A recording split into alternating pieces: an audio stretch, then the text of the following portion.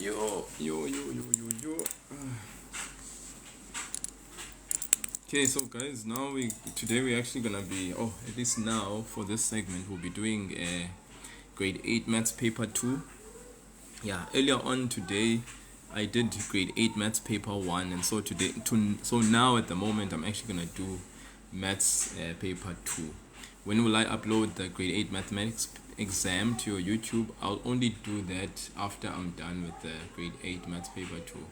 I couldn't really do it immediately after the live that I did earlier on because I was a bit busy, guys. So please just bear with me and be patient, but I'll definitely get to what I need to get to. So grade 8 maths paper 1 I did earlier on today, and what I was doing earlier on today, for those that were not here, I was doing the grade 8 maths paper 1, the November 2024 paper that was written in the Nelson Mandela district. Okay, so this is already done.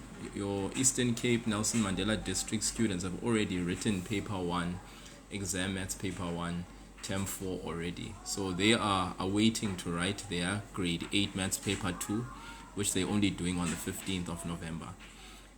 So to assist them and to assist you guys now, I'm actually going to turn over my attention to a grade 8 maths paper 2 exam. But this was written last year, November 2023, for the Nelson Mandela district. So guys, this is me doing a past paper, right? That does not mean that this will be the paper that will be examined. I think a lot of you are thinking that I am here doing papers that are going to be done. No. But if the people that are examiners in your different provinces decide to do a maths paper 2 and they recycle the same paper that was done in another province, then I guess that's your luck if it so happens that you happen to write a paper like that. Okay, so we are now doing grade 8 maths paper 2. For those who are here tuning in for a grade 9 paper, please remember that your grade 8 and your grade 9 content for paper 2, there's a lot of similarities, right? So a grade 9 student will benefit from being in this session right now.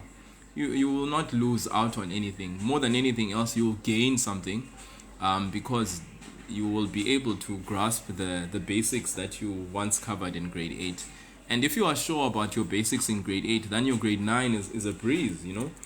But let's say, for instance, you missed out on the grade 8 content last year and you're finding yourself struggle in the grade 9 work. It is because your grade 8 content was not solid. So for any grade 8 who's here, who's tuning into this maths paper 2 session, you must remember that your grade 9 maths for next year is so dependent on how well you grasp the concepts now in grade 8. So don't take it for granted, okay? Melo, why 2023? Because it's a past paper, all right? I don't have a grade 8 maths paper 2 for the district that I'm in at the moment. Unless Melo has a grade 8 paper 2 that you have written in your district that you could send to me, then please, by all means, send that to me so that I can review it. But I will not be doing that now. So I'm doing a past maths paper because there is merit in doing a past maths paper, because it gives you sort of an idea of the sort of like mindset you need to have going into the paper. Okay, so hopefully for those that are here, you'll find some value and some merit in tuning into the live, and that you'll learn a lot, and as a result it will benefit you as an individual. Okay, now those who are here for specifically grade 9, so after I'm done with the grade 8 maths paper 2, I will transition my attention to grade 9, but I'll do grade 9 maths paper 1. Then from grade 8 9 maths paper 1, I will transition into grade 9 maths paper 2. But all of this will be entirely dependent on how quick I'm able to move through this paper specifically, because obviously time and everything, you know, is not really exactly in my hands. Yeah, and I think as well I try to emphasize certain things so that people can be clear on certain points. Okay, all right, then after I'm done with each session, what I'm going to do is I'm going to upload. Okay, I am going to upload the paper 1 and the paper 2 sessions of these lives onto my YouTube channel. My YouTube channel is basically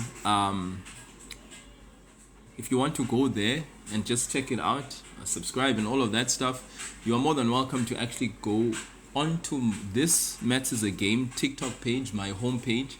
Go to the icon at the top, just under my bio and description.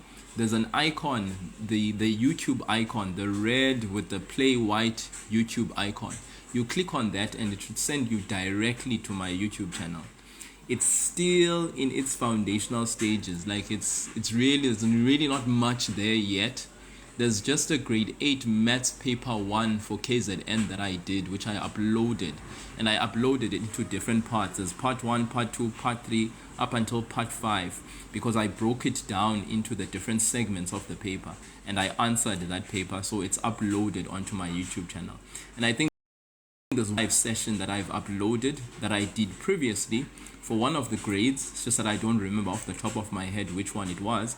So that's also on there, so that someone can actually re-listen and re-watch for themselves. Stop them. You can stop, the live whenever you want, so that you can, go back and get emphasis on something that you may have missed. So the name of the YouTube channel, like I said, please, the name I'm not going to say. Just go onto my, like I said, onto my homepage for TikTok. Go and press the YouTube icon that is on there on the homepage, and then it should send you to the YouTube channel, guys. So the YouTube username, I'm not going to mention. Just go to that icon and click. It should send you to the page. Okay, that's all I'm gonna say. All right. So you're only writing paper 1. I see there's a lot of messages people are sending here, and guys, like I said, I'm going to do grade 8 maths paper 2 now. All right, and just touch on some few things. Okay, so instructions there, as you can see, this paper consists of 6 questions. Okay, it's important to read the instructions so that you know what you are getting yourself into. As well, some marks are actually captured in the instructions, so you need to make sure that you are clear. Answer all the questions on the question paper. Diagrams are not drawn to scale. Okay. 3, write only with a blue or black pen. So obviously, please, people, pencil. If you're answering questions, it's a no-go zone when you are in this grade. Show all calculations, please do. Round answers to 2 decimal places where applicable. And then last but not least, write neatly and legibly. You need to write so that people can see what you are writing. Okay. Then total 60 marks. Time is 1 hour 30 minutes. That's your mathematics paper 2, November 2020. Nice 3. Okay.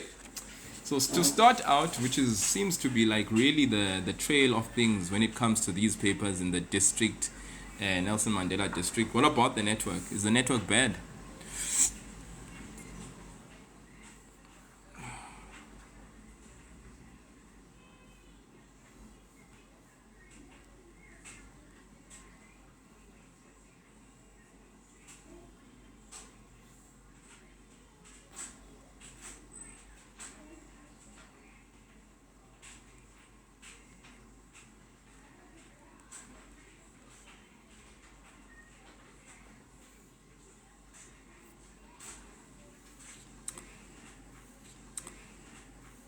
Okay, I don't know if the network is still unstable, but if still, okay, this is a good connection this time around. Okay, let's go.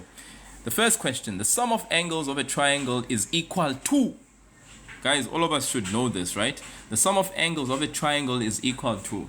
So this will also be a nice opportunity for me to teach. So a triangle has 3 angles, 1, 2, 3.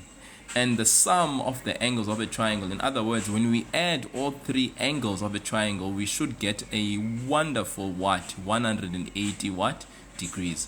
So the sum of the angles of a triangle is equal to 180 degrees. So when you take the 1, 2, 3 angles, you should add them together. They should give you 180 degrees. So the correct option is at A, 60 degrees, B, 90 degrees, C, 180 degrees. So it has to be C, 180 degrees. Okay, so obviously then, as the person who's answering, you've been given the instruction, you should write in black or blue pencil or pen, then there it is. No pencil, guys. 1.2, why are A and B equal in the diagram? Okay, so once again, what do we see in the diagram? We see these two lines. We call these two lines, we call them parallel lines. Okay, these are parallel lines. And then we call this line here, we call that the transversal line. Okay, this is very important. So these are parallel lines, this line and this line. Parallel lines never meet, you know. It's almost like a boy and a girl in high school. A boy and a girl in high school, when it comes to relationship, they shouldn't have like close relationships, the kind of boy and girl relationships you would kind of anticipate, because, you know, like high school is just not the place, you know. So a boy and a girl should like stay as far apart as possible. Don't touch, you know what I mean. That's that boy, that's that girl. They far apart and they go in the same direction. Forward they go, you know. Progress in their education, no interaction, which is very sweet. Okay, so parallel lines are like that, they never meet. But then there's this line called the transversal line. From that we see angles. All right, there are angles that we have here. So there's this angle, this angle, this angle, this angle. So you have 1, 2, 3, 4 angles. They can be measured in degrees, right? We have this angle, this angle, and that angle. Now from parallel lines, there are 3 fundamental relationships that we should know about. These 3 fundamental relationships are basically formed by 3 fundamental letters. There's the F relationship, which we call corresponding. There's the U relationship or the C relationship, which we call co-interior. And then there's the Z or the N relationship, which we call alternate. All right, very important. But that only exists for what? For parallel lines. Okay, like I said, the link to the YouTube channel, guys, you go to the icon. There's an icon on my homepage. There's a YouTube icon that you should see. It has the characteristic red background with the white play, you know, the characteristic red background with the white play. You click on that, it should direct you, as you click it, it should direct you exactly to the YouTube channel, for those that are asking about that. So like I said, there's the F, there's the U, there's the Z relationship. The F relationship, I usually call it the on top relationship. 2 angles, 1 parallel line, another parallel line, on top, we are equal. But it has to be on the same side of the transversal line. Or it could be bottom, we are equal, bottom. So it's like top, we are equal, bottom, we are equal on the same side of the transversal line. That is the corresponding relationship. Then we have co-interior relationship. Oh, and by the way, corresponding angles are equal. So bottom, we are equal, the angles are equal. Top, we are equal, those angles are equal. And then we have the co-interior relationship, which is inside angles in between the lines. For you, the U relationship, it's like if you were to take your 2 arms and extend them, it's like your armpits. Your 2 armpits are basically your co-interior angles. So these 2 angles, they are not equal, but they add up to 180 degrees. So this angle and this angle, they add up to 180 degrees. So we say co-interior angles, if lines are parallel, are actually supplementary. The word supplementary just means they add up to 180 degrees. This is for paper 2. Then we have the last relationship, which we call the alternate angle relationship. Alternate angles simply means that these 2 angles, okay, it's like, I mean, the only angles you can actually do see is this one and this one. So these 2 angles, we call them alternate. And what do we know about alternate angles? They are equal, right? But the lines, when they are parallel, will the alternate angles be equal? If the lines are parallel for co-interior angles, then these angles add up to 180 degrees. And last but not least, for F, the F relationship, like I said, it's if the 2 lines are parallel, then bottom, we are equal. Top, we are equal. Bottom angle of this line, bottom angle of this other line, we are equal. Top of this line, top of the other line, the angle those that exist, they are equal. So that's why we call these corresponding angles, top, bottom, bottom, co-interior angles, the armpits, your armpits, the two angles that exist in your armpits, the two angles add up to 180 degrees. Then alternate angles, like I said, the Z or the N, it's this angle and this angle, they are equal. So it's with corresponding angles that we have equal, top, bottom, bottom.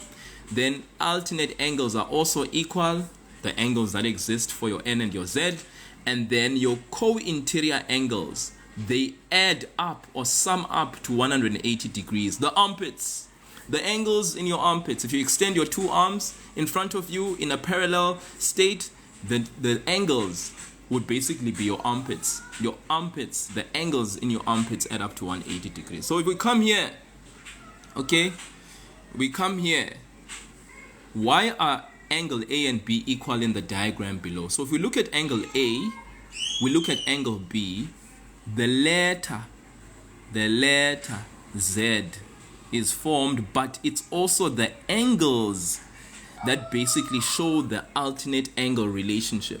Okay, so therefore A and B are what? As it says, why are A and B equal in the diagram below? And the answer is 1, alternate angles, B, corresponding angles, C, vertically opposite angles. So what do we say here?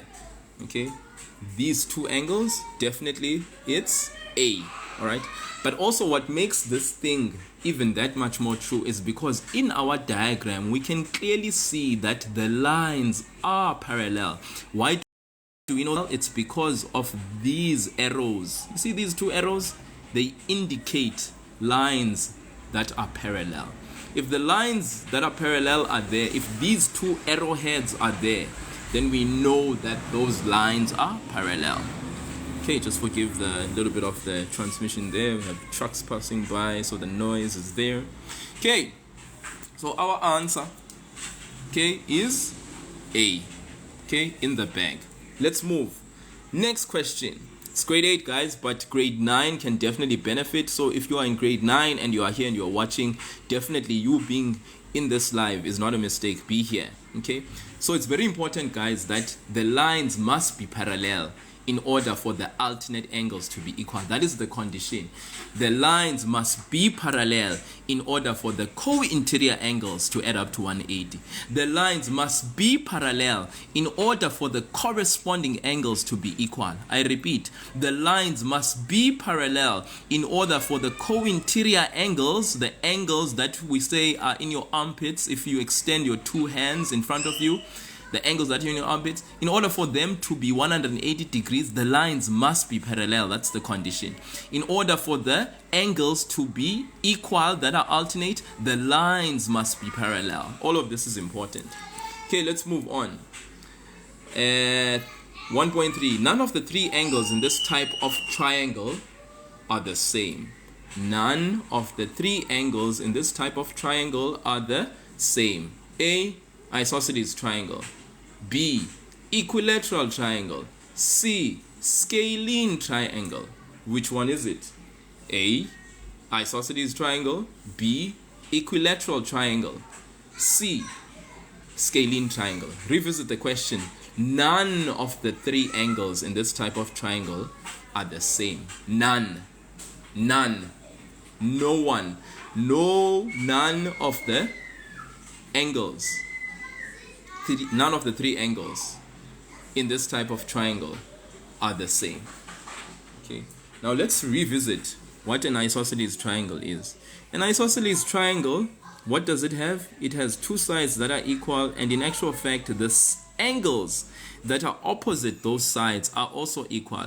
So this angle would be equal to that one, but not necessarily equal to the third angle. So for this triangle, an isosceles triangle, you do have two angles that are equal. All right. Okay. This 1.3 is saying none of the three in this type of triangle are the same. So A, we can hold that for now. Equilateral triangle. The equilateral triangle has three sides that are equal, and the angles are all respectively equal to 60 degrees. Individual angles are equal to 60 degrees. Okay, so for here, all three angles are equal. For the isosceles triangle, there are two angles that are equal, one is not. Last but not least, scalene triangle. A scalene triangle, good people, is a triangle that has all three sides unequal. That would then say that all three angles are actually different. None of them is actually the same. So if we look at the statement again, none of the three angles in this type of triangle are the same. Does A qualify as that? Definitely not. Okay, yes, there are two that are equal, the two angles that are equal, but one is not. Okay, the one that most accurately describes none of the three angles in this type of triangle are the same would be C, scalene triangle.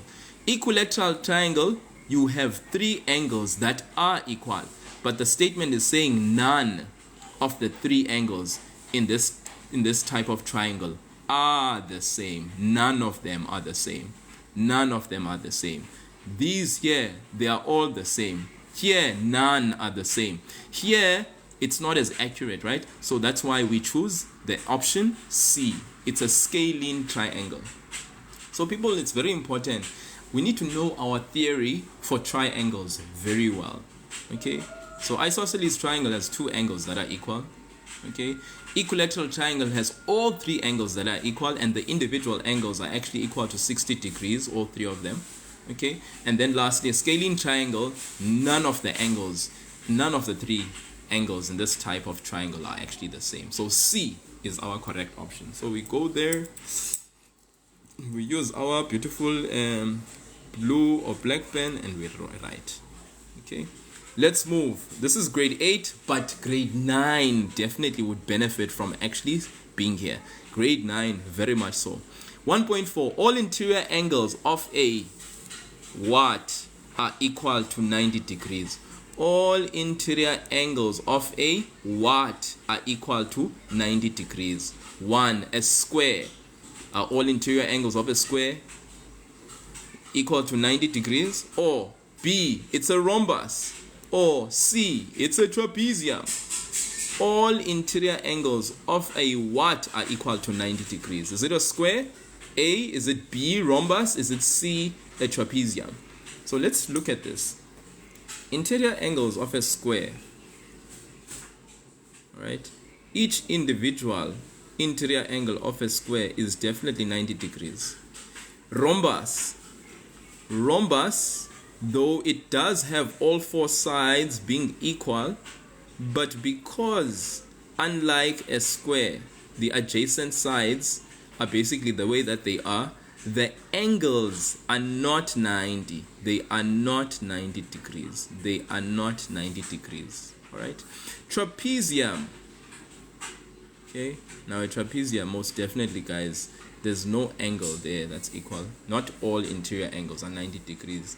You know, it would depend. I mean, you could have a type of trapezium that's like this, but rest assured, guys, not all of them, meaning not each individual angle will be 90 degrees where a trapezium is concerned. Okay, so that's very important. So the correct option here is A, a square.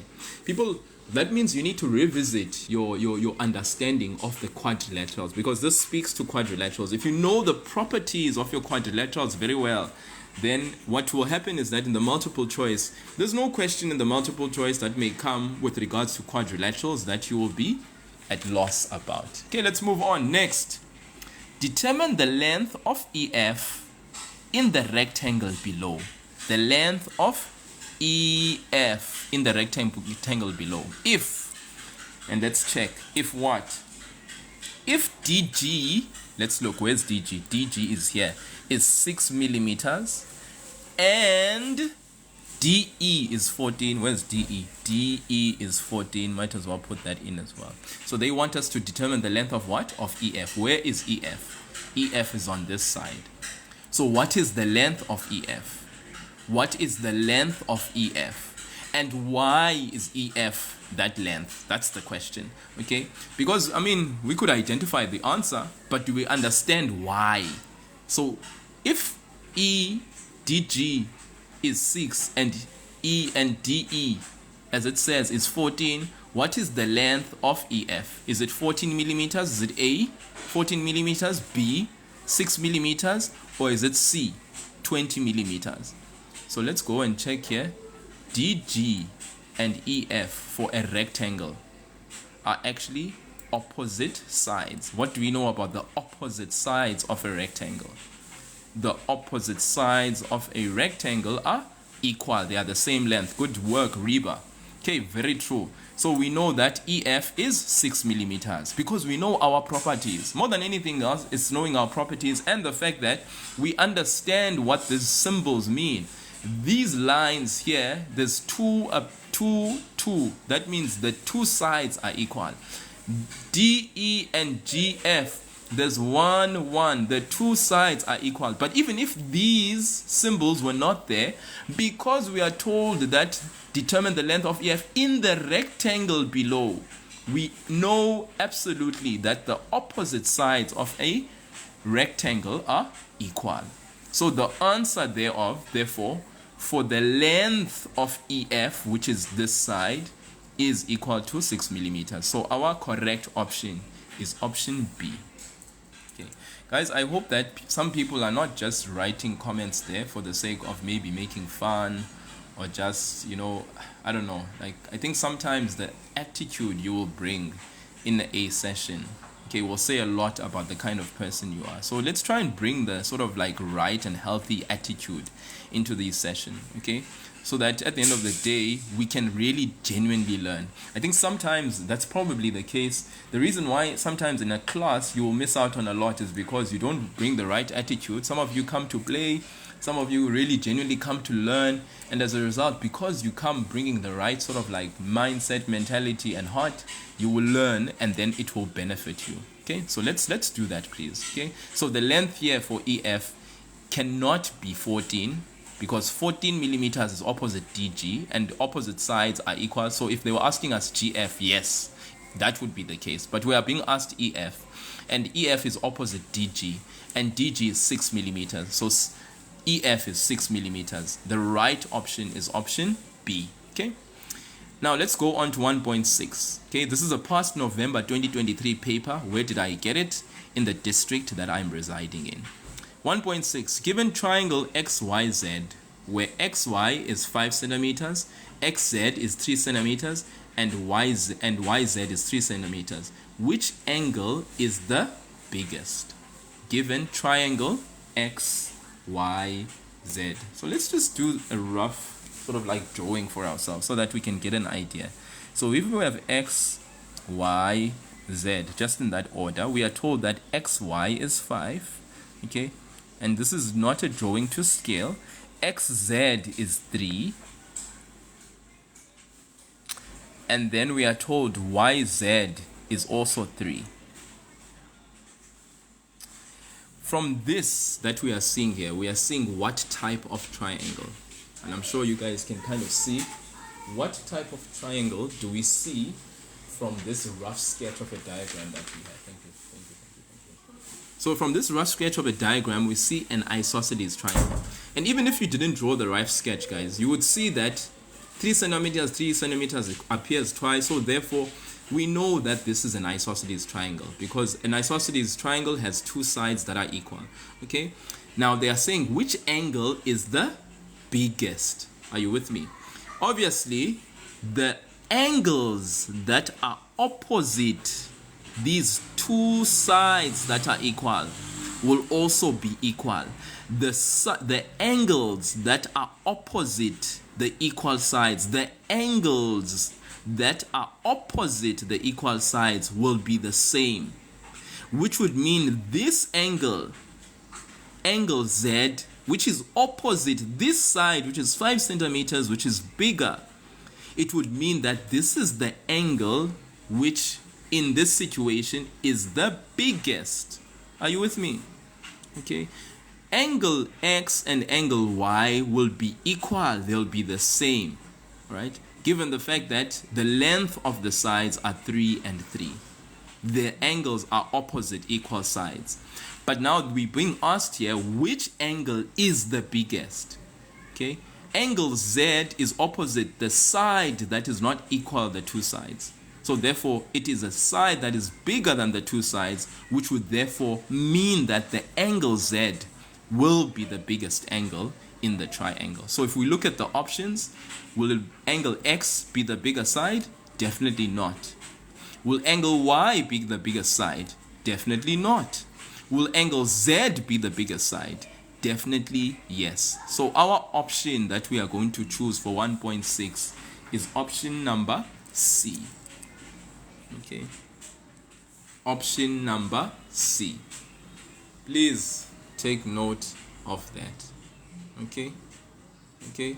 So given triangle XYZ again, where XY is equal to 5 centimeters, XZ is equal to 3. So XZ, right, is equal to 3. YZ is equal to 3. Which angle is the biggest? The angle that is the biggest is angle Z, because it is opposite the biggest side. Okay. I don't know if anyone is, are we together? Are we good? Can I move? So I wrote in the wrong place. Very true. So sorry for that. Okay. Yeah, my answer is definitely in the wrong place. Thank you, Towa. Bo, really appreciate it. Daniel Martin answering there, helping me out. Entombed. Awesome stuff. I like the fact that you guys are so vigilant, eh? Okay, that's the kind of concentration I need in this life. I need people that are actually vigilant. They are aware of what I'm doing. Because if you are, and you're not just following, you know, for the sake of just following, and you're not active, then you will miss out on something. You may as well just like agree to something that I've said that is completely wrong. 1.7. These lines intersect each other at right angles. These lines intersect each other at right angles. Are these straight? Are these B perpendicular? Are these C parallel? These lines intersect. The word intersect means they cut across each other at. The question is, these lines intersect each other at right angles. Are these straight angles? The straight angle, straight. Are these straight lines? Straight lines, do they intersect each other at right angles? Or is it perpendicular lines that intersect each other at right angles? Or is it parallel lines that intersect each other at right angles? Okay, so hopefully we all know and we understand straight lines do not intersect each other at right angles. Perpendicular lines, on the other hand, intersect each other at right angles. I mean, we could have straight lines like this. Okay, look at this. This is a straight line. This is a straight line. Does it necessarily mean that it intersects at a right angle? Definitely not. So this is a straight line and a straight line. They are touching, but they do not touch each other, making an angle of 90. So that's why A is not the answer. Look at B. Is it perpendicular lines that intersect each other? This is one line. This is another line.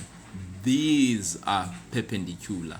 All right. This line and this line, they intersect each other at right angles. That is perpendicular lines. So is it perpendicular lines that intersect each other at right angles? What does right angle mean? Right angle means they make an angle of 90 degrees. That's what right angle means. Okay? So do perpendicular lines intersect each other at right angles? Most definitely they do. Okay, and then parallel lines. Guys, do parallel lines even intersect each other? I told you, most. This is like that boy and that girl that basically have this, they kind of like each other. But you know what? For the sake of them being able to focus on their academics and stuff, they choose not to gravitate towards each other. The boy simply keeps his distance and the girl keeps his distance, and they keep it apart really and truly throughout their high school career, and ensure that, you know, nothing is compromised as far as their academics is concerned. So it's that boy and that girl. Parallel lines, they definitely do not intersect each other at right angles. So it has to be 1.7 B. Are we together? Okay, let's move.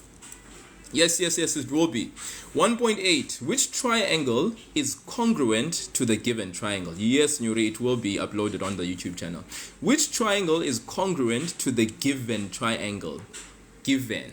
So this is the triangle we are given. Now we are being asked which triangle from the options A, B, and C is congruent to this triangle.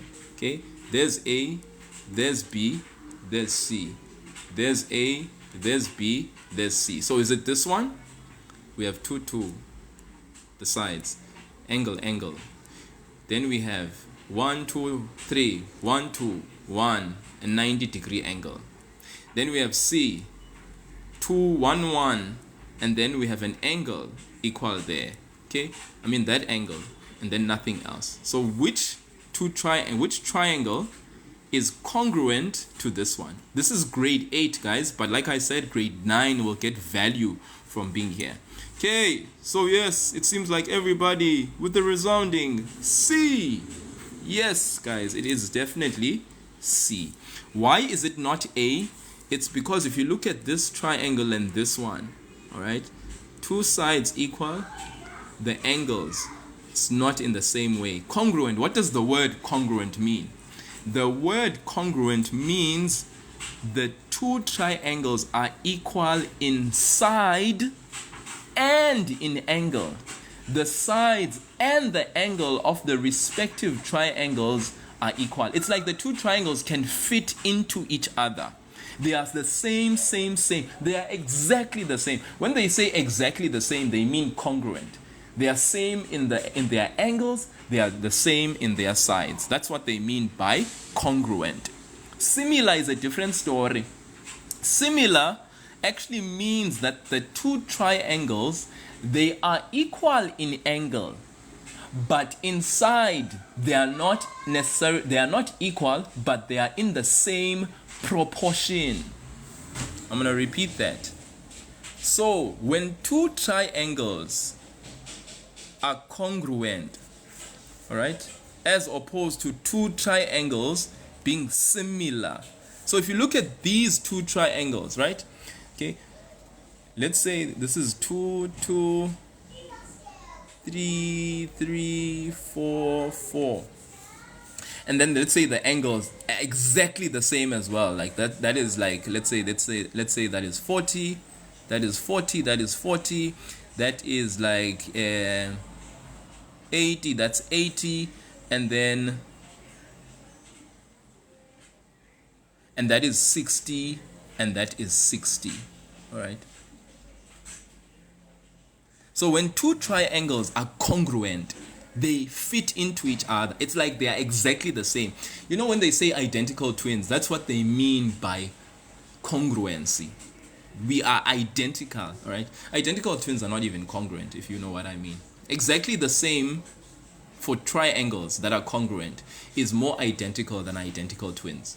You know, so that is basically what congruency is. Congruency is when two shapes are equal in side and in angle. They are exactly the same. That's congruent. But similar triangles or similar shapes, they are equal in angle. So in other words, these two triangles could be exactly equal in angle, right? But what you notice is that when it comes to side, if this, for instance, is 2, this is 4, this is 6, in the same vein, this is like 4, this is 8, and this is 12. So in other words, the two triangles are equal in angle, but their sides are not equal, but they are in the same proportion. They are in the same ratio. They are in the same proportion. All right? Yeah. So that's the thing about the difference between congruent and similar. Congruent means equal angles, equal sides. That's what congruent means. But similarity means the angles are equal, corresponding angles. Like the angle for one the two triangles have equal angles. You know, they are the same in angle, but the sides are in proportion. They are not equal. All right. So I hope that is very clear for all of us. Yeah. Okay, let's move. 1.9. Which of the following is a property of a kite? So once again, we're back to your properties of quadrilaterals. Guys, please know your properties for all your quadrilaterals. Know all the properties of a square. Know all the properties of a rhombus. Know all the properties of a trapezium. Know all the properties of a kite, of a rectangle of a parallelogram. If you know your properties well, it's going to be very easy to answer some of these questions. Okay, so which of the following is a property of a kite? 1, 2 pairs of adjacent sides equal. What does that even mean? 2 pairs of adjacent sides equal. In other words, 1 pair. Okay, adjacent means next to each other. So this side is opposite. This side is adjacent. This side, it's next to this one. This is 1 pair of adjacent sides. Then this and this one, these 2 sides are also adjacent next to each other. We call that the second pair of adjacent sides. So the option here is saying, which of the following is a property of a kite? 2 pairs of adjacent sides equal. First pair of adjacent side, second pair of adjacent sides. Is that what they are saying? Is that true? Or B, opposite sides are equal. What do we mean by opposite sides? This side is equal to this side. This side is equal to this side. Is that true for a kite? Okay? Or C, opposite sides are parallel, meaning this side is parallel to this side. Is that true for a kite? And this side is parallel to this side. Is that true for a kite? Right? And the junior K is saying all the above are correct, which is not the case, guys. Let's go back. A, 2 pairs of adjacent sides equal. Yes. 1 pair equal. 2 pair equal. So A, 2 pairs of adjacent sides are equal. That's true. Let's look at B. Opposite sides are equal. Guys, is this side equal to this side? No. So B is out. C, opposite sides are parallel. In other words, is this side parallel to this side for a kite? Definitely not. Is this side parallel to this side of a kite? Definitely not. So no, guys, it has to be option A. A. And then we have someone slugging 996 is like maths for life, maths lit for life. That's funny. Okay, guys, please, junior, for a kite, no. For a kite, opposite sides are not parallel. Please, let's dispel the confusion. Okay, if we have confusion, let's dispel it. And it's very important to get rid of any confusion so that that confusion does not affect you as you go into the exam. So please, let's be very clear. For a kite, opposite sides are not parallel, right? Please. Otherwise, we will have serious problems. The next one, calculate x in the given diagram. Okay, so what do we see? This is a line. This is another line. This is another line. But what do we notice about the lines? They form how many angles? 1, 2, 3. Now something I want to just do very quickly. This is a straight line. Okay, and this angle together with this angle, what they do is they complete the straight line with their angles together. Like I said, this is a straight line, and what it does is that there are angles by virtue of these lines, these arms. So we have angle x, we have angle that's 90 degrees, and we have 60 degrees. And when we complete, we move from here to there, to back here to the line. They complete a straight line. So we call these 1, 2, 3 angles as angles that rest on the straight line. They complete a straight line. So what do we know about angles that are on a straight line? We know that angles on a straight line, they are supplementary, or in other words, they add up to 180 degrees. So what is the value of x? What we would simply do is take the x, add it to the 90, add it to the 60, and say it's equal to 180 degrees. Why? Because we know that the angles on a straight line, if the angles complete the straight line, all 3 of them, then we say they add up to 180. Please, this is very important. This plus that plus this is 180. If you were to say x and 90 are equal to 180, you are wrong. No, guys. X plus 90 is not equal to 180. It's x plus 90 plus 60. The three angles need to all in addition complete a straight line. Okay, x plus 90 plus 60. From here to there to there, the protractor is completed. Are you with me? And you know that your protractor moves from 0 this side all the way back to the line is 180. So that's why we say x plus 60 plus 90 is 180. Okay, and we give a reason. We would if we were actually solving the problem. Angles on a straight line. Then we solve for the unknown. So you take the 180, you transpose the 90 and the 60, and when you do, what happens? All these angles, they become minus on the other side. And what do you get as your answer? 180 minus 90, that gives you 90. 90 minus 60 gives you 30 degrees. So if we look at the options, is it A? Is it B? Is it C? I'm sure you guys can see the answer. It's in your face, right? It's in our beautiful faces. Take me back to this, Mosholi says. Western Key is like, yeah. How do we reason? Guys, the reasons, all right, I am very strict with my learners at school. And I'm strict because with the reasons, I usually tell them that I basically, when I teach them, I give them the respective reasons. And when I do, I give them the way that they would be expected to answer the question if they were a grade 10 learner doing maths in grade 10. Because that way I can let them already get used to the way of giving reasons as a grade 10 learner. So I do not really play around with writing the reasons. I don't let them write the reason in any way. Okay, so this is a formal acceptable reason that you get from another document, which when you are in grade 10, 11 and 12 and you're doing pure maths, it's a document that is given. But this here is a symbol that stands for angles. So I usually say they must write angles with the apostrophe S on A, and then they write straight as STR for short with the dot, and then they write line. Okay, so for grade 8s and 9s, for my grade 8s, I flat out tell them it's important to write the reason in the acceptable way. That's for grade 8 and 9, guys. And then by the time they get to grade 10, they're so used to doing this, so it's easy for them. They don't have any problems. It's not like they have to think much. Okay, so that's the multiple choice, and we're moving very swiftly. Is this for grade 9? Yes, yes, yes, indeed. Remember, this is grade 8.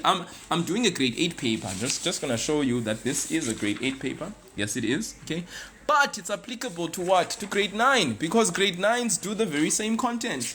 Okay, and if you are listening to me right now and you're a grade 9 learner, you'll benefit from listening to this. Okay, let's do question 2. Choose the correct term. Please, guys, help me out here. A transversal or diagonal is any straight line that intersects a pair of straight lines. A transversal forward slash or diagonal is any straight line that intersects a pair of straight lines. Is it a transversal or a diagonal, guys? Okay, I love that people are answering very nicely, and the answer is transversal. Okay, please, guys, transversal, not a diagonal, is any straight line that intersects a pair of straight lines. Okay, I'm sure you guys saw even when I did it earlier on when I was discussing lines that are parallel, and I just explained, okay, here's a pair of straight lines, and this here is what we refer to this line. We call it a transversal line. It allows us to have angles formed, and a relationship does arise of corresponding co-interior, corresponding, like we said, F with the angle top equal, bottom equal, that's F. The angles are equal. Or we can have, as it says, co-interior angles. If you if you stretch out your two arms in front of you in a parallel line, your two arms, you just stretch them forward, both of them in a parallel state, your two armpits are forming the angles, your armpits, where it all stinks, guys. The two angles, armpits, are basically the two angles which when you add together give you 180 degrees. And then the Z relationship that's formed by your transversal line is the two angles that are equal, which we call alternate angles. Okay? Okay, let's move. 2.2. When two angles add up to 180 degrees, they are called 1. Complementary or supplementary. Complementary or supplementary angles. When two angles add up to 180 degrees, they are called complementary or supplementary. I love it, I love it, I love it. Supplementary, supplementary. Andrew Z says complementary. And the answer, obviously, guys, is supplementary. Two angles add up to 180 degrees. We call it supplementary. What does complementary mean? Complementary means when two angles add up to 90 degrees. Okay? So supplementary means addition of angles equaling 180. Complementary means when two angles summing up together equal to 90 degrees, sorry. So complementary means addition of angles to 90, while supplementary means addition of angles equaling 180. And it doesn't have to be two angles, guys. It can be three angles, it can be four, it can be five. It just depends on the scenario. When two angles add up to 180, okay, so they just said two here, but if the two that you are talking about add up to 180, they are definitely supplementary. It could be three angles which you add together. Okay, it could be 5, it could be 7 angles. If you add them up and you get 180, then it means those angles are actually supplementary. Okay, please guys, I just need to pause for a little bit here.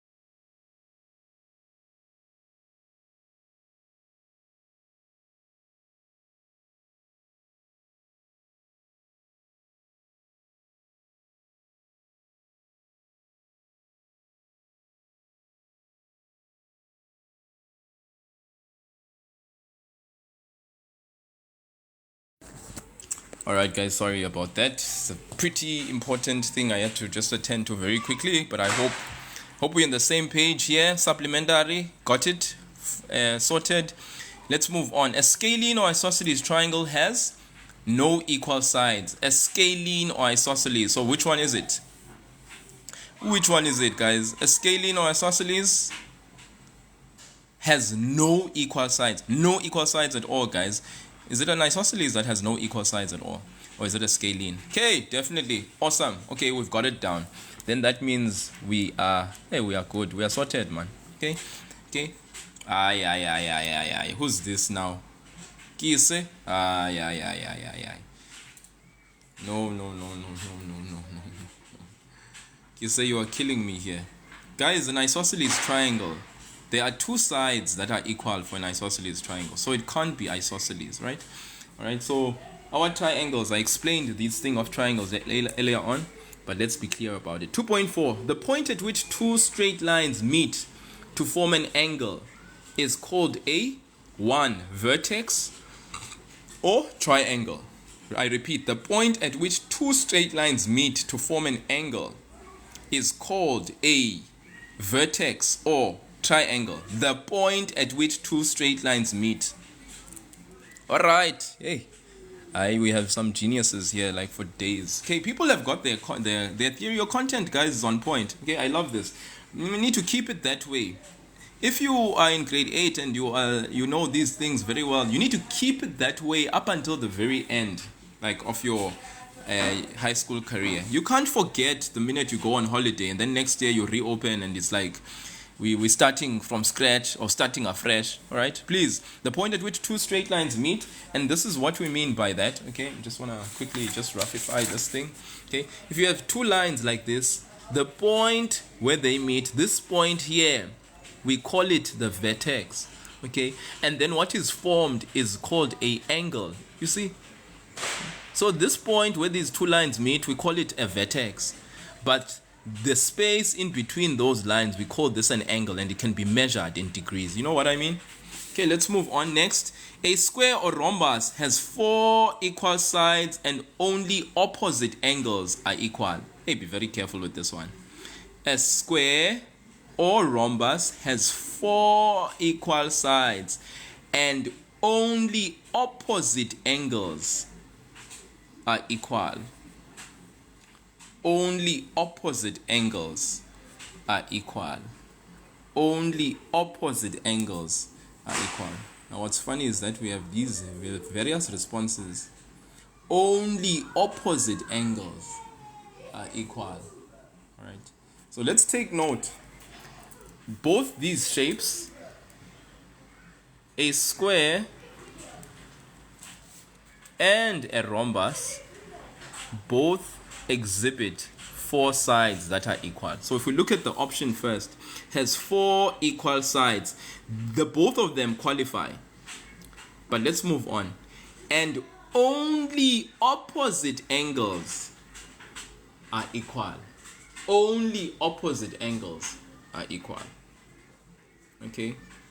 Which one would that be? Would it be both the square and the rhombus that only opposite? Is it the square that only opposite angles are equal? So in this case, for a square, all 4 sides, all 4 angles are equal, and they are 90. We know what they are, all of them. With the rhombus, I think that's where we actually can say only opposite angles are equal. So this angle is equal to this one, and this one is equal to this one. So what would qualify here is the rhombus. So here we need to read into this question a little bit more. Okay? Yeah. That word only is the operative word there, guys. Very important. Okay, I'm going to move right along. So up, what I'm saying is that the geometry, our geometry, guys, our knowledge, we need to also understand the content and the concepts in the geometry, because if we don't, guys, imagine. Okay, I think some people have started their New Year's celebration quite early in the year. Okay, so you can hear firecrackers. Just bear with me, please be patient. But people, there's no reason why this 5 marks, I shouldn't chow this 5 marks. The marks mustn't chow me, I must chow them. The paper mustn't chow me, I must chow it. All right. And then also the multiple choice. Aye, guys, chowed. Okay, here we go. Geometry of straight lines. Identify angles A and B. Okay, so when you look at this, you should be able to tell me angle A is what type of angle. Then here, angle B is what type of angle. So let's start with A. This is an angle. Okay, seems to be more than, it's not less than 90. Okay, because remember, okay, if this is the line, this would be 90 degrees, if you know what I mean. I mean, even if you had your protractor, this is like 90, but it seems like it goes beyond 90. Okay, so what is an angle that is greater than 90 but less than, because it seems to also be less than 180? What type of angle is that? We call it a obtuse angle. An angle that is greater than 90 clearly, but less than 180 is obtuse.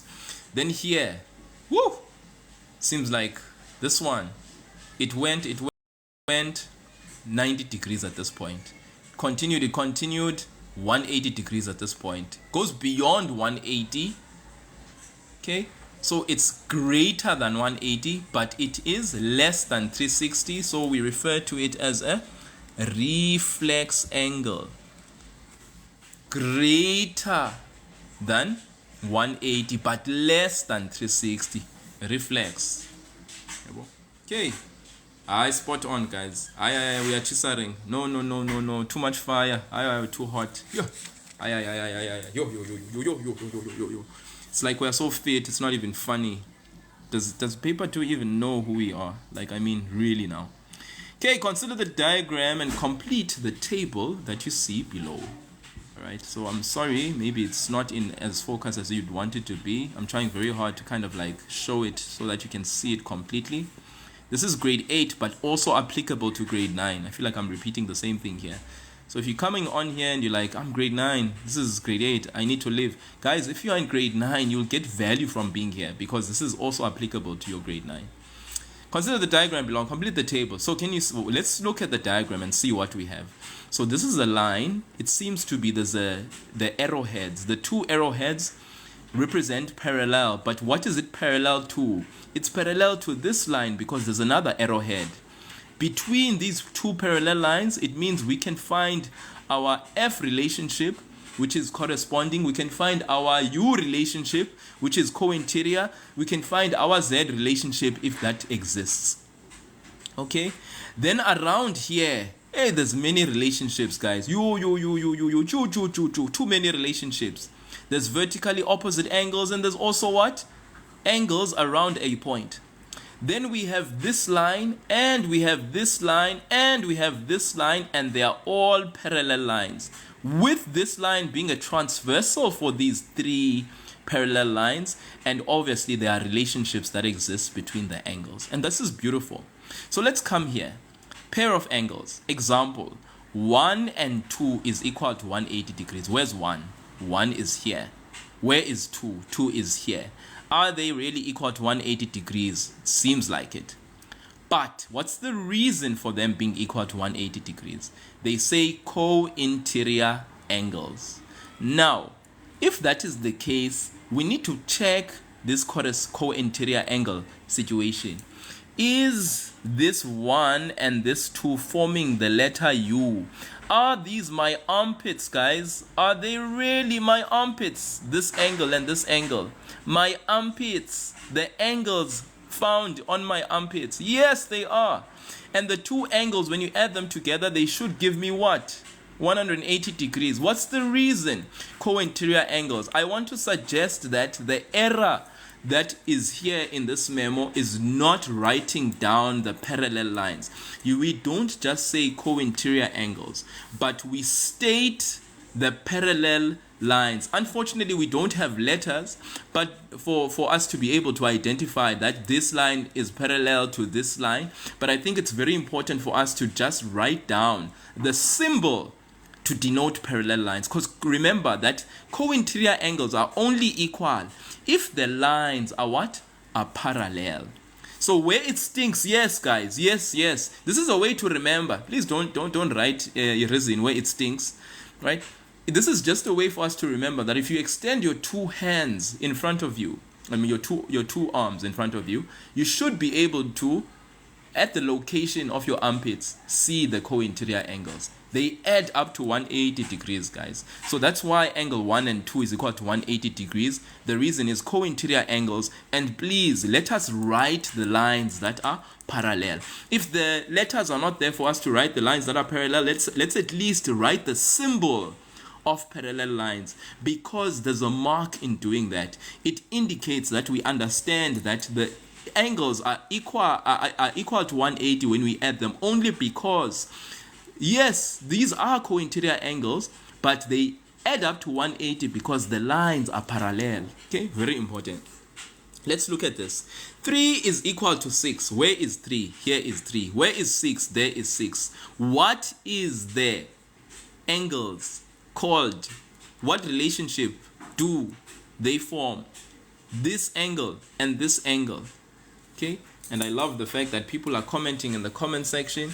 Guys, if two lines intersect and they are straight lines, this angle and this angle, these two angles, we call them vertically opposite angles. We say that this angle is equal to this angle, and then when we write our reason, we say vert op angles. That's it, vert op angles, right? And like I said, for my learners, I'm quite strict with just ensuring that they write their reasons the way that it is in the exam guideline for grade 10, 11 and 12. So I really hop on them like nobody's business.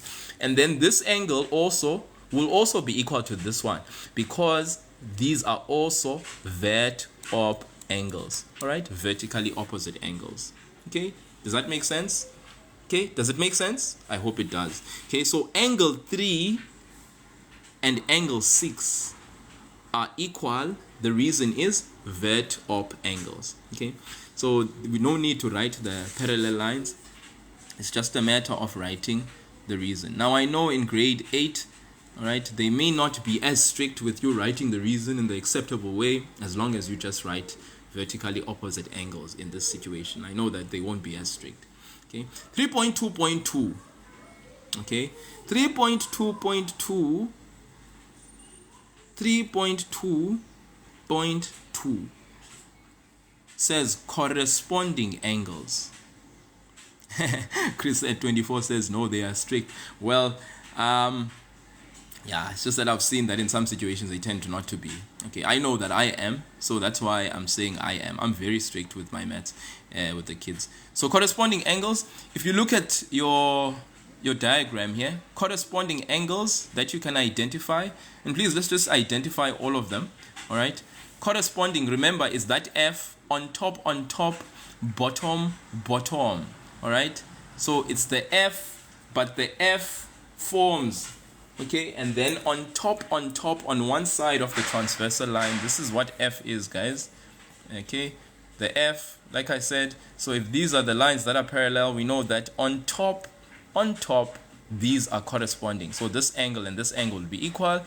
Bottom, this angle and this angle, those two will also be equal. All right, so let's look at this situation, and can we see some on top and bottom scenarios here on the same side of the transversal line? So if we look at angle 1 and then look at angle 6, do we see this? Angle 1 and angle 6, these two are corresponding. Do we see that? I hope we do. Okay, so those would be 1 and 6. You'd say 1 and 6. Okay, but those are not the only ones. Okay, can you see 5 and 7? 5 and 7, because these two lines are parallel. 5 and 7, they are also corresponding. And then 6 on top of this line, 8 on top of this, on the same side of the transversal line. These two on top are also corresponding, but they're not the only ones. We've also got, I love it, Junior, good job, 2 on this side of the transversal line, on the left hand side of this transversal line. This angle 2 and 4 are also corresponding. Now imagine when your teacher sees you identifying all of them. Okay, all the pairs. So it's very important, identify all the pairs, guys. Okay, so 1 is equal to 6, very important. And do it guys, or to your teacher's heart's content. Teacher will be like, yo, this boy is amazing. 2 and 4, do it. Okay, 5, 7, and then 6, 8. Okay, please guys, do it. Don't not do it. Do it so that they know that you know what you know. You know. Okay, then let's move on. Okay, last but not least, 2 is equal to 5. Where's 2? 2 is here, is equal to 5. All right, now we can see what shape is formed.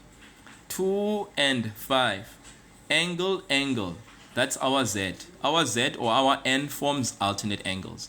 Okay, so what other alternate angles are there? Because it's saying 2 is equal to 5. Do we see any other alternate angles? Are there any others? Because I would write them down definitely. Okay, so we have 7 and 4. Can we see 7 and 4? Okay, so 7 is equal to 4. Any others, guys? Any others? Can you see 3 and 8? 3 is equal to 8. Do we see this, guys? This is so beautiful. I love, people are commenting like crazy in the comment section. It's going crazy, it's going wild. Okay, so yes. Okay, so these are the relationships we are seeing for alternate angles. Okay, And then 3.2.3, I love it. Ugeho is doing amazing. Bubbles, M851, SM is doing amazing. Slibo, Ohio is phenomenal. Always doing amazing. Uriba, Bubbles, Entombed. Kise, yeah, you guys are amazing. Alu, Linopato, Her, Kisses, Kari. It's grade 8, guys. It's grade 8. So 3.2.3, we write alt angles. And then I said, guys, that you write parallel lines. Okay, you just write alt angles, but you also state the parallel lines. Corresponding angles, we would say corresponding angles, semicolon, and the parallel lines.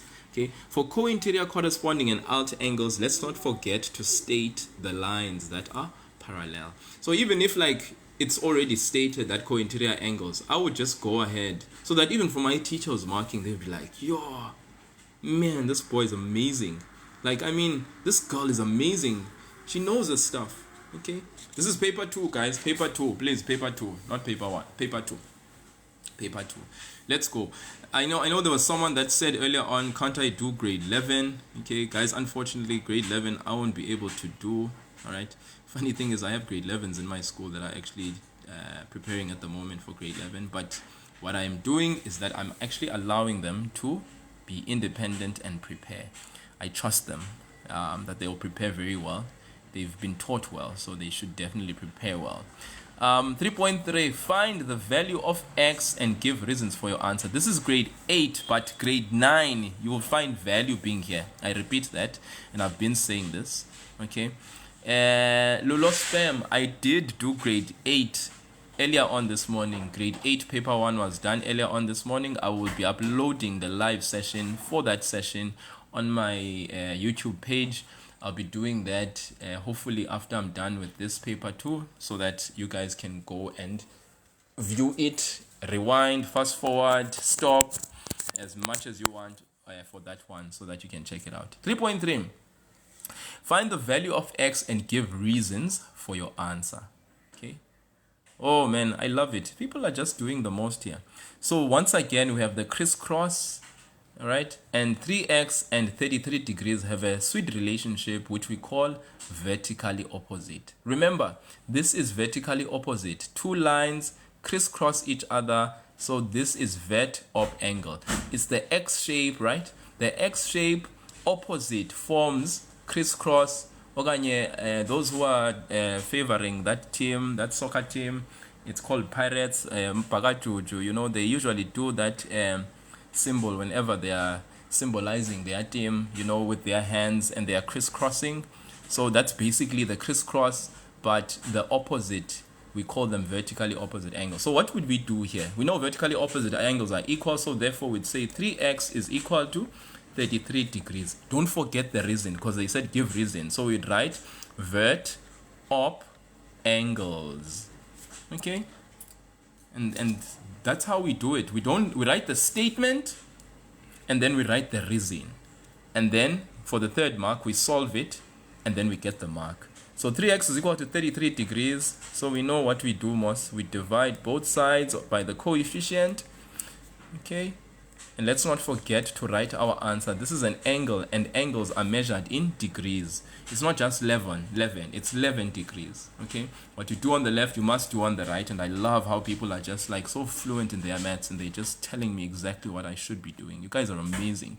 Okay, so please, people, the relationship between 3x and 33 degrees is they have a vertically opposite relationship.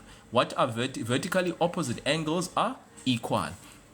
Okay, what if there was 3x and 33 was situated in this position, in this place? Then we wouldn't say vertically opposite angles. We would see that these angles, 3x, and if 33 was here in this position, we'd say that two angles, they add up to 180 degrees. It would have been a different situation altogether. Okay, all right, let's go. Next one, find the value of x. So we have 3x plus 1. We need to check what we are given. We have 2x. And we have this box here, which stands for something, which should mean something to us. Okay, this box means what? It means 90 degrees. So when are you going to be live again, sir? I'm live at the moment. I don't know what you mean by live again. Okay, and for which grade? So that box stands for 90 degrees. Very good. Love it, love it, love it, love it. So 90. So from this side we have, and I want you guys to do this. From here to here is 90. From here to here we have 2x, and then from here to here we have 3x plus 1. These three angles complete the straight line. So they are angles that are on a straight line. They add up to what? To 180 degrees. Please, people, take note. They complete the straight line. From here to there, 90. From here to there, 2x. From here to here, 3x plus 1. Complete the straight line, 180. So therefore, I can say 90 degrees plus 2x plus 3x plus 1 is equal to bani 180 degrees. Reason: angles on a straight line. Angles on a straight line. Are we together? Then we add. We go ahead. We isolate the x's on this side, and then we transpose everything else to the other side. 180 minus 90 degrees minus 1. I get 5x is equal to 180 minus 90 is 90. 90 minus 1 is 89 degrees. Then I divide both sides by the coefficient of x, which is 5. And then I get a beautiful, amazing, glorious,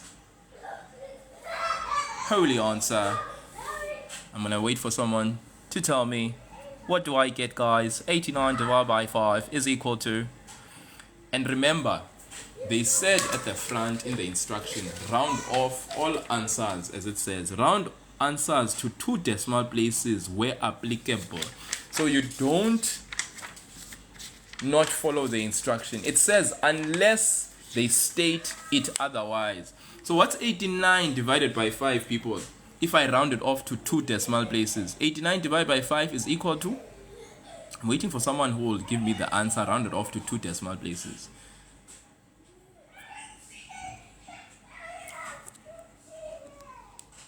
This is a grade 8 paper, but it could well be grade 9 as well.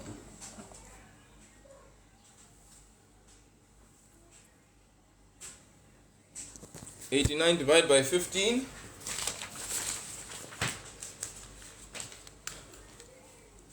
Your 89 divided by 15, 89 divided by 5.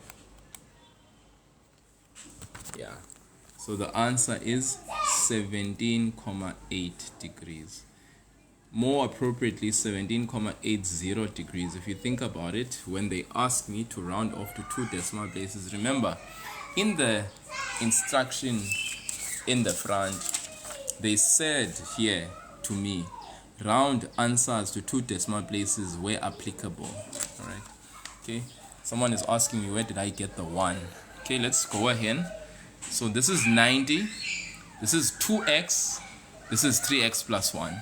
So 90 degrees plus 2x plus 3x plus 1, which is that, is equal to 180 degrees.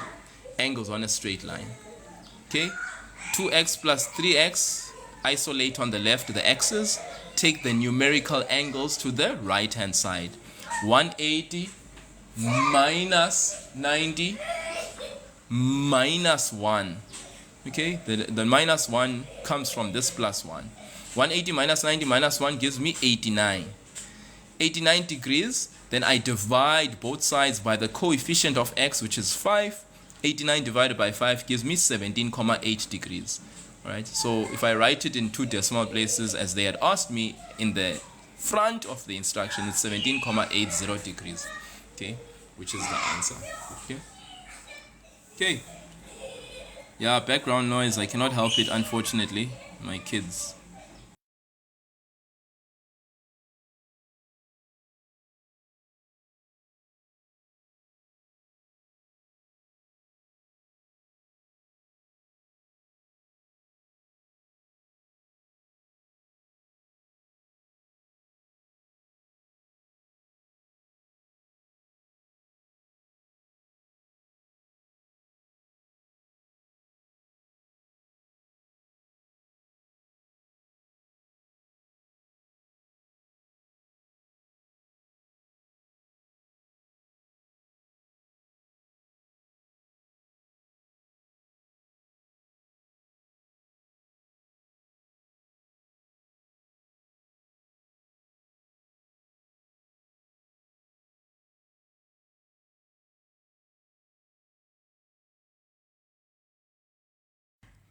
Okay.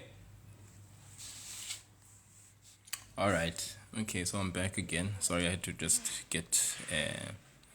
Yeah, I think you guys are all eating the responses here. Yeah. So hopefully we get that. That's clear.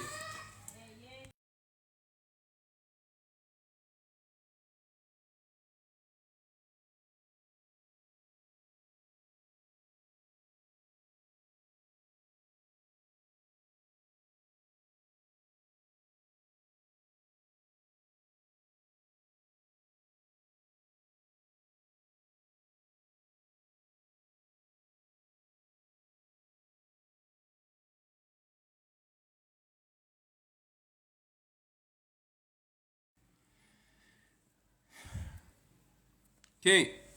Okay, so yes, guys, angles on a straight line, and there we go. Please, guys, angles on a straight line. I would say try and learn. Get yourself in the right habit of writing the reasons in the way that is acceptable. Okay. I'm sure if your teacher, if it's your teacher and your teacher is fine with it, then I'm sure that's fine. But the thing is, it's going to get, as you progress with the grades and you go to grade 10, and the only reason why I'm strict with my learners with writing the acceptable reason in the way that it is the way I'm saying is because I anticipate what's going to happen in future grades. So angles on a straight line, angles on a str dot line. Yeah, spot on. So let me encourage you with that. This is grade 8, but if you're in grade 9, you'll get value from being here. Okay, triangles. Let's move on. Study the diagram below and answer the questions that follow. Okay, so let's just look at because it says study the diagram. People don't overlook this mindset of studying and looking at the diagram first before you jump in and answer the question. Some of us, we miss out on important things because we forgo doing that.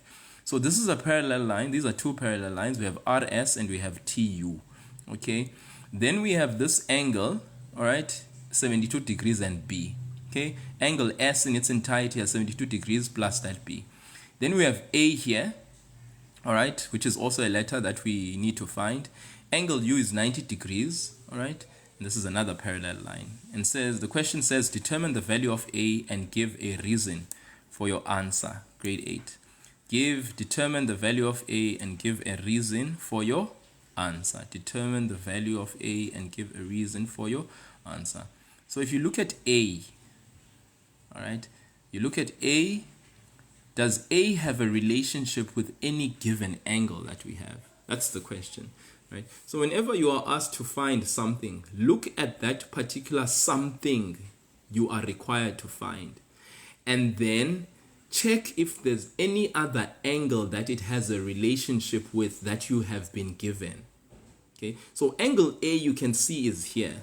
All right, these are parallel lines. So immediately when you see parallel lines, the first thing that should come to your mind is, there's three relationships that I know that have to do with parallel lines. I have the F relationship, which is on top, bottom. Okay, corresponding angles are equal. I have the co-interior relationship, the armpits. I have the alternate angle relationship, my Z and my N. Okay. So with the angle that I am wanting to find, if I look at the angles that I've been given, this angle and this angle, is there a relationship with my A and the 72 degrees? Definitely there is. And I'm sure you guys can see that relationship because the angle formed by the Z, this angle and this angle, these two angles are actually alternate angles. So what's the value of A? A is equal to 72 degrees. What's the reason? Alt angles. Then you state the lines that are parallel. RS is parallel to TU. Do you see this, guys? You don't just write alternate angles because it's not enough to just write alternate angles. You have to also state the lines that are parallel because remember that the angles, for them to be equal, it's because of the lines that are parallel. If you don't write the lines that are parallel, then it's not a complete reason that you have written. To just simply write alt angles is not enough. Okay, so please guys, I want to repeat that very, very, very seriously. Okay, you can't just say alt angle, and you can't say alt angles equal. To say alt angles equal is actually wrong. Okay, please people, alt angles equal is wrong. Alt angles equal is something, is a reason that we use for something else, and I'm going to explain hopefully when do we use alt angles equal and in what situation. Okay, for this particular problem, we have to say A is equal to 72 degrees, and then we state the reason, alternate angles, and then we write the parallel lines. Okay, because it's very important that you do that. The lines that are parallel after stating alt angles. Okay, so it's not enough to say alt angles alone, or to say, if you say alt angles equal, that's actually completely wrong. Okay, and I'll explain why, but I'm going to say this without any excuse that you must write alt angles and you must state the parallel lines. If you use corresponding angles, let's say the reason was fittingly saying corresponding angles, then you must write that and must write the what? The parallel lines. Yeah, and so it goes. Okay. Bro, I'm done with maths for life. No, man. Okay. Yes, definitely, Nuri. Definitely. Okay, let's move on. I hope that one is clear. 3 marks, guys. Look at this. 3 marks. 3 marks. Okay. Do you think it's because they don't take into consideration this thing? They do. They want to say that you know that it's not just alternate angles, but you write the lines that are parallel. Okay. Please, people, let's stick to this. Okay. Funny thing is, this paper has already been uploaded on my TikTok page. It's already there. Create paper 2 with the questions and the memo. It's already there. But what I'm going to do is that this video of this live, I'm going to upload it onto my what? I'm going to upload it onto my YouTube channel. If you're asking me again what the YouTube channel name is, guys, I'm not going to answer that question. All you do is you go onto my homepage for TikTok for MathsIsAGame, in this particular page. You go onto there's a YouTube icon just under the bio that you can click on. You click on the YouTube icon, it will send you directly to the YouTube channel, and there it is. So I'm going to be uploading some of these live sessions that I'm having here. Okay, it's going to be long and lengthy. You're just going to have to fast forward and go to where you want. Last question, or this question at least, hence or otherwise. The word hence means use something in the previous answer or something in the previous question. Okay, that's what the word hence. You're going to use something here from the above. Or it's saying or otherwise, meaning you can go a totally different direction where you don't even use something in the previous response. And you can just go ahead and look at the diagram and try and answer the question. Okay, so I want to explain. Hence means use something from above. But it says or otherwise, meaning you don't necessarily have to use something from above if you want to. You could just go to the diagram and basically look at it afresh as if you did not get this answer. So you have an option here of basically hensing the question when you answer it. Hensing means using what you previously got, or otherwise, or you can just go directly to the diagram, try and study it afresh as if you didn't answer this question, and then go ahead and solve the problem. Okay, calculate the value of B, give a reason for your answer. So let's look at someone who was hensing the question. If you were a henser, it means that you would basically, after getting A is equal to 72, please people do this. After getting an answer, go and write it in the diagram. Populate your diagram with the right correct answer that you'd gotten from the previous question so that it's there for you to use. All right.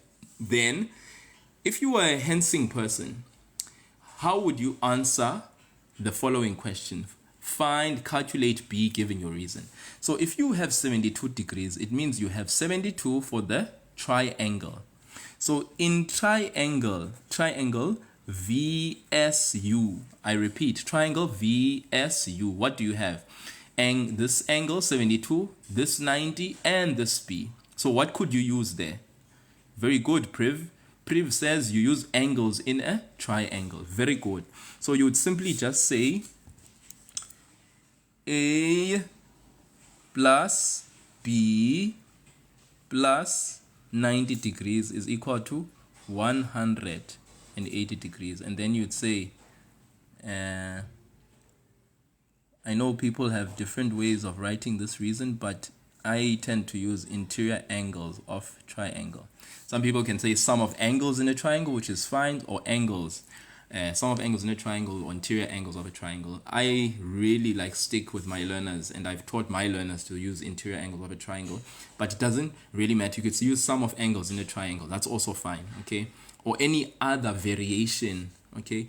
I've just stuck to this one with my learners and have allowed them, after teaching them, to basically use any other suitable reason. Okay, like sum of angles in triangle is fine. Okay, or angle sum in triangle, that's also fine. Okay, so a plus b plus 90 is equal to 180 degrees. The a value I got is 72, plus b plus 90 degrees is equal to 180. Substitute, then I transpose. Plus 90 goes over to the other side, becomes negative 90. Plus 72 goes over, becomes minus 72 degrees on the other side. Then I isolate b. Then I go to my trusted calculator. 180 minus 90. Wow, that's a nice 90. Eh? Minus 90 minus 72. And then I get a beautiful answer of 18. B is equal to 18 degrees. Very true. Thank you so much. Okay, don't forget degrees. This is an angle, right? Now, that's the Hensing kind of guy. The Hensing kind of guy would have done that. What about the guy who decided, no, 4.1.1, not really necessary. I'm not going to be Hensing this thing. You look at the diagram again. What do you notice? Line, line. This is my first armpit. This is my other armpit, right? Yeah. Okay. So the armpit kind of guy, you extend your arms in front of you, you have your armpits there. Okay, do you see the armpits that are there? Those are the armpits, guys. Angle U and angle S in its entirety, the armpits. So what you would then do is you would say angle S, that's all of angle S, and angle U, that's all of angle U, is equal to 180 degrees. And what's the reason? Co-int angles. And then you state your parallel lines. Your parallel lines are RS is parallel to TU. Please, guys, just that I don't have space, but you would say co-int, very important, co-hyphen or dash int angles, and then semicolon, you write RS is parallel to TU. Okay, then angle S, that's B plus 72 degrees. Angle U, 90 degrees, is equal to 180 degrees. Does that make sense? And then we solve. B is equal to, we transpose everything, minus 90 on the other side, minus 72 on the other side. Then B is equal to 180 minus 90 minus 72 in the calculator is what we had done even for the sum of angles in a triangle. So that gives us a nice answer of 18 degrees. Maths is very fun. Too fun, guys. Too fun. Maths is a game, like I said. I mean, a game might be crazy difficult at the beginning, but the more you play it, guys, come on. All of you can relate to this. The more you play a game, the more you familiarize yourself with the moves, the controls, and everything, it becomes easier. All the gamers that I've seen here on TikTok as well, like, they make it so fun because they've mastered the art of being able to, like, play a game and just play it well, you know. And then some people want to even watch these people play the game. What the, you know? Yeah, please have hope. Definitely. Faith. Please tell them. Fawaz, you need to have hope. Ashley Murmur, you need to have hope. Math has tricky questions. Yes, just like a game has tricky moves. But you know what? You actually give yourself the opportunity to maneuver those moves long enough. You'll get it right. Okay? You'll get it right. You'll get it so right. Hence is easy in your option, Reba. No, that's fine. That's fine, but it's all dependent on you getting the right answer at 4.1.1. Remember, if you don't get it right, it becomes a problem. Okay, let's move on. Next. Study the diagram below and find the value of x. Give reasons for your answer. Okay, before we even jump into this question, what I want us to know is that in as much as we know that the sum of angles in a triangle is equal to 180 degrees, there's something else that we need to know about a triangle. That is the following. Any triangle, okay, sorry, let me just do this. So if we have a triangle here, Okay, I'm really butchering this. I don't know why. Okay, maybe it's because. Oh, there we are. Okay, guys, there's something that we need to note, that there's something that says an exterior angle of a triangle is equal to the sum of the two interior opposite angles. Okay, so in other words, what this means is that, look at this triangle. I have triangle A, B, C, right? But outside, I have something called an angle that is outside, which we call the exterior angle. So this is angle C1. Okay, now angle C1 is called an exterior angle. Why? Because an exterior angle must be in line with the side of the triangle to qualify as such. So look at this side of this triangle. It's BC. The way angle C1 is formed, it is formed along the same line of the side of the triangle. Therefore, angle C1 qualifies as an exterior angle. And then we can then make this conclusion that angle A plus angle B is equal to angle C1. And the reason for that is exterior angle of triangle. This is the reason. Angle C1 is equal to angle A plus angle B. And these angles, angle A and angle B, are not necessarily the same. So what I usually say to my learners is that go to the exterior angle. Okay, in actual fact, the two interior opposite angles will be angle A and angle B. Because if you go to those two angles and then you move from them, where does it send you? It sends you to angle C, right? And then outside angle C is your exterior angle. So it's always those two angles that send you to the angle that has the external angle outside. And that exterior angle needs to be in line with the side of the triangle, because it only qualifies as an exterior angle if the angle is in line with the side of the triangle. All right? So that's very important. So what I'm going to say here is that, let's say if we had a triangle like this, A, B, C, D. My question is, angle C1, would that qualify as an exterior angle? No. Why? Because this angle, though it's outside the triangle, it is not in line with the side of the triangle that has been given. This angle is formed, but the line that extends from the side of the triangle is not in line with the side of the triangle. So this is not the exterior angle. This is not it. Not X angle that we are talking about. It's not that angle that is equal to the sum of the two interior opposite angles. Okay? But this one, it is the exterior angle. Why? The exterior angle must be in line with the side of the triangle to qualify. So angle A here plus angle B is equal to angle C1. I hope you got it. If you got it, then we've got each other. Then we're all in this together. We're all in this so together. Okay, so let me finish this off then. Let's roll it down, roll it down. Here we are. Yeah, it's very important, Junior, especially for us black kids that are actually, like, obviously we have to get that thing. Otherwise, if we don't get it, say it's gonna be a problem. Study the diagram below and find the value of x. Give reasons for your answer. So you first study the diagram. You can see this is a triangle. I can see this type of triangle is an isosceles triangle. They want me to find the value of x, right? Yeah, the value of x. Very important. So if this is an isosceles triangle, I want to find the value of x. I can find this angle, for instance. Yeah, so angle B is equal to angle AC B. And this is important. Angle B, or let me say angle ABC, is equal to ACB. The middle letter representing the letter of the angle. ACB is equal to ABC. Middle letter representing the angle. I put a cap on the letter in the middle.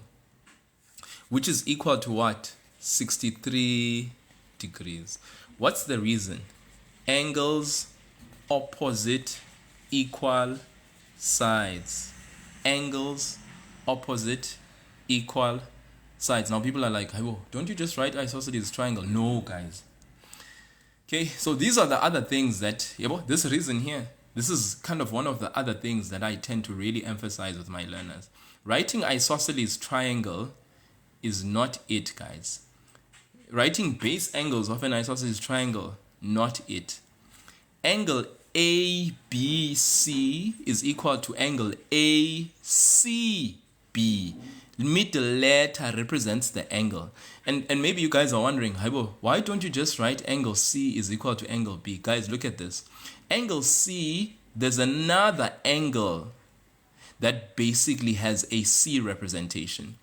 If I'm going to say angle C, I'm not accurate in my description of the angle.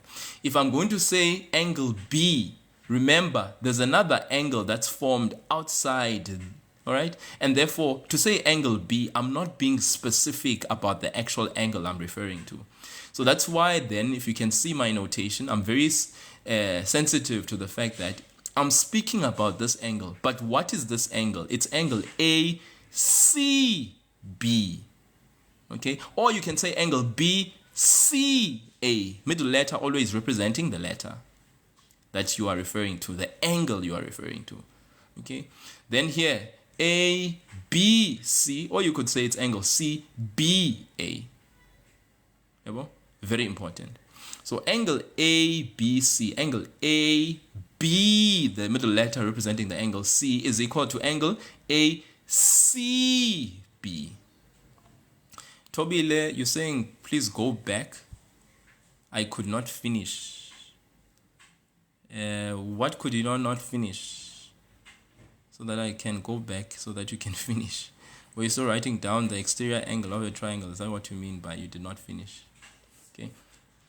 Okay, I'll just wait for you to respond. So angle ABC is equal to angle ACB, which is equal to 63 degrees. Reason, angles opposite equal sides.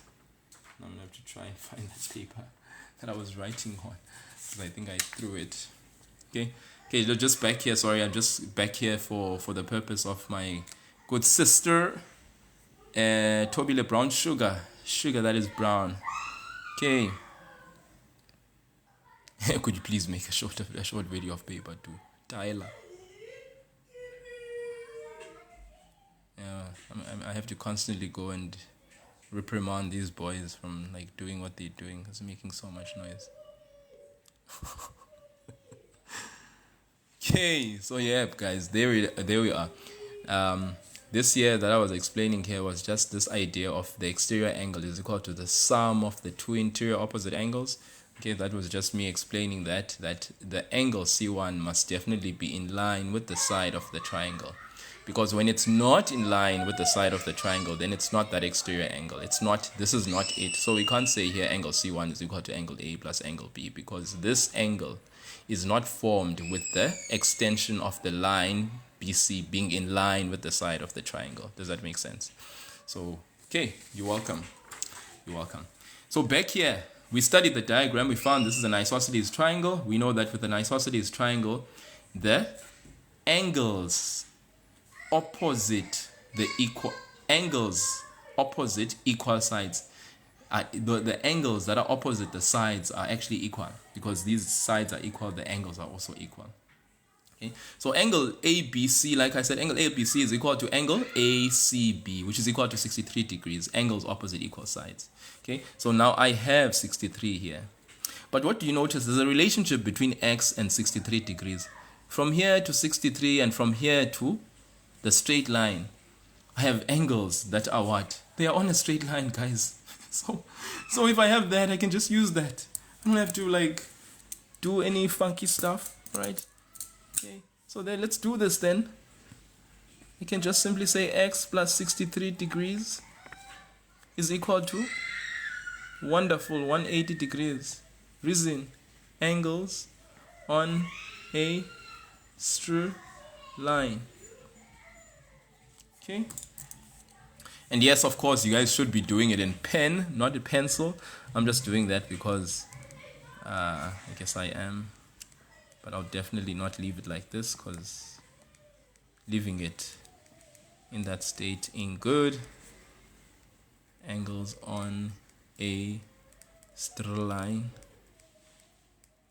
Okay, and then obviously that there as well. So x is equal to, so I say 180 minus 63 gives me a whooping 117 degrees.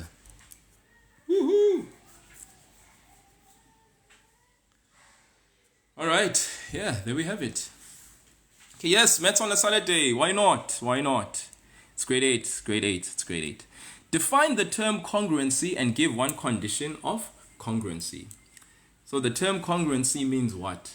What does the term congruency mean? Okay, I'm going to wait for someone to give me a definition that's appropriate so that I can actually also give people a chance. I did explain congruency a little earlier on. And then it says also give one condition of congruency. Okay, so let's make it very specific to what we are doing, because we're dealing here. Okay, someone says exactly the same angles. Some says equal sides, equal angles.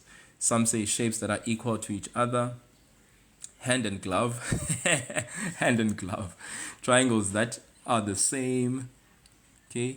Okay, here they're just saying I must define the term congruency.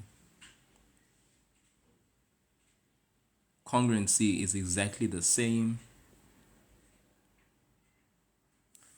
Okay, so I'm just gonna write something. So this is exactly the same shape, I would say, according to sides and angles. So exactly the same shape, exactly identical, if you want to say, according to sides, according to the sides and the angles. Okay, okay, and the angles. So I would say that, or we can say exactly identical according to the sides and angles. Okay, yeah. The classmate said congratulations instead of congruent. That's funny. Okay, and then one condition. Please, people, there's many conditions. There's SSS, which we know means side, side, side. You could write that, or you could write SAS, which is sides, angles, sides. Okay, or you could write RHS, which means what? Right angled,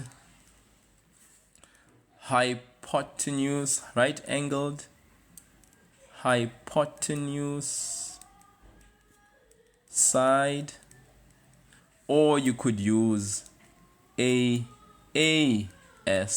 which is angle, angle, side. And I actually uploaded all of the, I actually uploaded an explanation on my TikTok page, on my homepage, for congruency. So if you want to check that out, you can. AAA is not a case for congruency. Let's be very careful. This is why I specified here. Exactly the same shape according to the sides and the angles. This is why I specified here. This is not exactly the same shape according to the angles, right? It's according to the sides and the angles together. Are you with me? So please ensure that you write, you are able to understand the difference. Congruency means exactly identical according to side and your angles. But remember, similarity is different. Similarity means that we are the same according to the angle. Okay, so AAA is a case for similarity, We are the same according to angle with similarity. But with the sides, we are what? With the sides, we are in proportion. Okay, so that's why in similarity there are two cases. For similarity, we would actually write the two cases as one, A. That's when you have angle, angle, angle. Or two, you could have P. Now the thing is, people, I'm not really saying it's P. But this is basically when you have sides in proportion. Okay, that's what I mean by that. It means that you actually take one side, and when you check its ratio in comparison to other ratios, you actually find that, oh, okay, this is crazy. No, this is not Mr. This is not Mr. Kumalo's class. I'm sorry. I couldn't help but laugh. I am not Mr. Kumalo. That's not by a long shot. This is just an online class for this channel called MathsIsAGame. So these are fairly relatively new. So if you're new, thank you for being new. Thank you for the rows as well, as you are new. Yeah, so it's, Mr. Max class. I think that's more appropriate. Mr. Max class would be more appropriate. This is grade 8. Otherwise, welcome, Mafra. And thank you so much as well for the rows. Really appreciate it. It's funny that you would say that it's Mr. Kumalo. I'm guessing Mr. Kumalo is your teacher. Yeah. No. Maths is not. But you know what? Maths definitely makes the week very strong. And I'll tell you this, guys. If it's any consolation to you, when I was a student, I used to really struggle with maths in grade 8, right? But like things did get relatively better. I ended up becoming a level 7, student, very easily, because the day I decided to stop sitting in class and talking to my friends and being lazy and just sort of like not caring, the day I stopped not caring, because I used to not care, to be honest. I used to not even do homework. Like teacher would teach there, like I wouldn't do my homework, and then for some reason I'd expect in an exam to do well or in a test. I mean, who was I fooling? Yeah. But the day I decided that was amazing. You go back where, Toby, the brown sugar. Okay, so like I said, the term congruency means that, guys, exactly the same shape according to the sides and the angles. So how many cases? 4 cases for congruency. We have side, side, side. We have side, angle, side. We have right angled hypotenuse side. And then we have angle, angle side. And as I just mentioned, angle, angle, angle is not a case for congruency. It is a case for similarity. And P, in other words, when you have your sides in the same proportion, then we say that your triangle, two triangles, okay, your two shapes are similar. Okay, so that's very important. Very, very important. Please, Toby Lene, do make it a point to go to the YouTube channel, because I think it's going to be very hard for me to go back and forth every single time.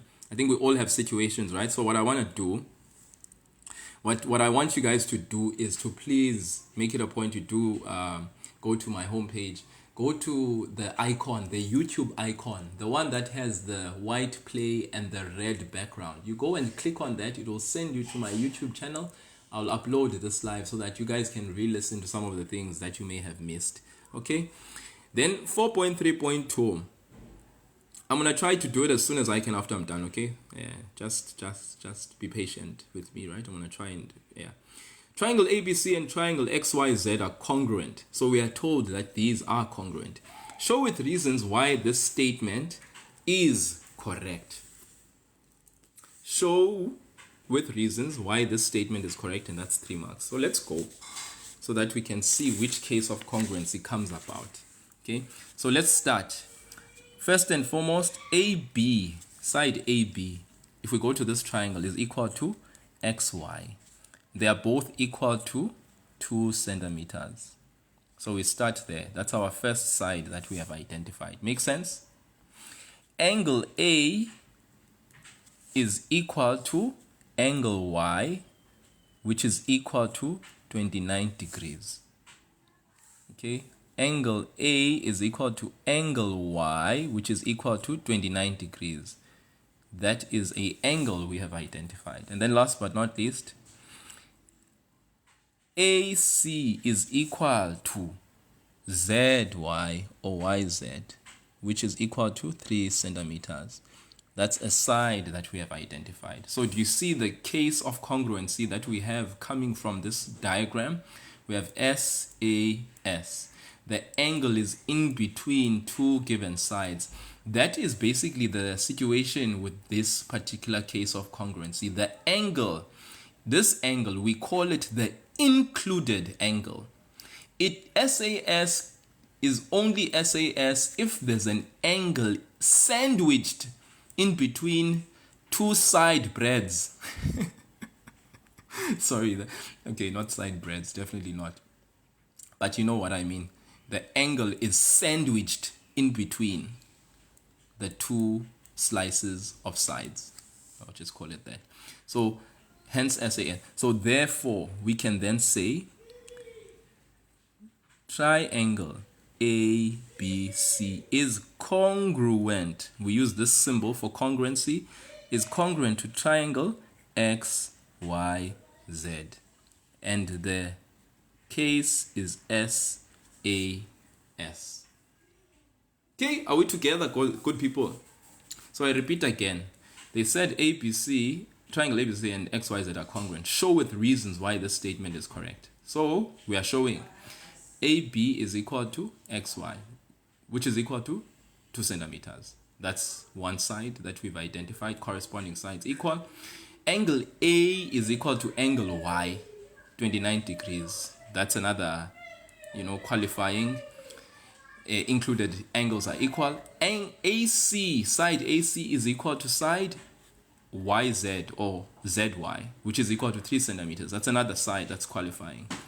And then we can then conclude that the triangle ABC, because our case has been developed and we have completed it, we can then say triangle ABC is congruent. This symbol here, 3 lines that are horizontal, this means congruent to triangle XYZ, and the Americans say Z, XYZ, right? And that's the case of congruency. Developed side, angle, side. Amen. Grade 8, but applicable to grade 9 as well. Okay, second last or third last question. Oh, okay, not even. ABCD is a parallelogram. Prove that triangle ABD and BCD are congruent. I need to prove that triangle ABD and BCD are congruent. ABCD is a parallelogram. Now, the minute they say ABCD is a parallelogram, all the properties of parallelograms need to come to your mind. Because the minute you have the properties in your mind, then you'll be able to prove that. Where's ABD? This is ABD. And then triangle BCD. You need to prove that these two are congruent. So let's go. First thing, BD is a common side to both triangles. So we can say the following. BD is equal to BD. In other words, the BD for triangle ABD is the same length as the BD for triangle BCD. Do you see what I'm saying? I'm saying again, for triangle ABD and triangle BCD, the BD is the same side for both triangles. BD is the same side for triangle ABD, and BD is the same side for triangle BDC. So I say BD for one triangle is equal to BD for the other triangle. And the reason why is common side. Side ki common. Next statement. Check this out. AB is equal to DC. AB of triangle ABD is equal to DC of triangle BDC. What is the reason? Opposite sides of a palm. What do I mean by that? The opposite sides, both pairs of opposite sides of a parallelogram are actually what? Both pairs of opposite sides of a parallelogram. I know my properties very well. Opposite sides of a parallelogram are actually what? They are equal. Yes, Faith. The opposite sides of a parallelogram are equal, guys. They are. Okay? If you know your properties for parallelograms, then it will come to you. AB is equal to DC. Reason, opposite sides of a palm. So PARM is just another way of saying parallelogram. Or you could use parallel and then write M, because this also means parallelogram. This is short for parallelogram. Don't have to write down the whole word parallelogram. You can if you want, but I mean, this is the short language that we use. It's like op as well. Op sides, opposite. Right? Then last but not least, check this out. AD is equal to BC. AD equal to BC. Reason, op sides of a parallelogram. Now, remember, BD is equal to BD. That was my S. AB is equal to DC. That's another S. And then AD is equal to BC. That's another S. Look at the case of congruency that I've developed. S, S, S. Is that a case for congruency? Definitely. So therefore, triangle, look at the order. ABD is congruent to triangle BCD. Yes, it is. And it's grade 9, applicable to grade 9. Case SSS. Congruency case, side, side, side. Guys, this is a grade 8 paper written last year, 2023, Nelson Mandela District. So this is not a grade 9 paper, but this is grade 8. Also applicable to grade 9. So if you are here and you're in grade 9, not lost. Okay, so that's one way of doing this question. I just want to also give us another option or other alternative. Someone else could have done it this way, okay, because of what we know about a parallelogram. Someone else could have said the same thing, could have said the following. Angle, okay, let's just say AB is equal to DC. Reason, op sides of a palm. So this is option 2 that you could use, all right? Another way of doing it. So that's S. AB is equal to DC. Thank you, Kazi, for the rows. AB is equal to DC, opposite sides of a palm. Next, AD is equal to BC. Okay, just before AB is equal to DC. Angle A is equal to angle C. Look at this angle. Angle A is equal to angle C. Why am I saying angle A is equal to angle C? What do I know about a parallelogram when it comes to its angles? The opposite angles of a parallelogram are equal. So I say opposite angles of a palm. And that's A.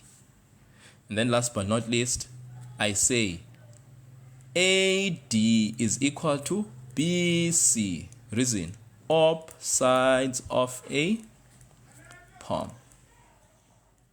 That is my S. So what did I just do here? I just used the case for congruency SAS. So I conclude, therefore.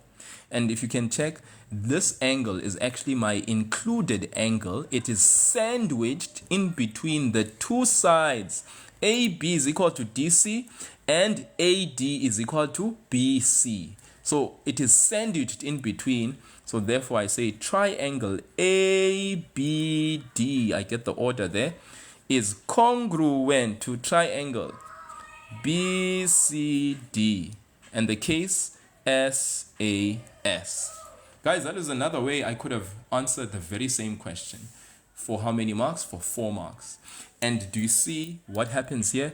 The statement together with the reason affords me the mark. The statement with the reason, my 2nd mark. The statement with the reason, my 3rd mark. And then the conclusion that I make, congruency with the case, is the 4th mark.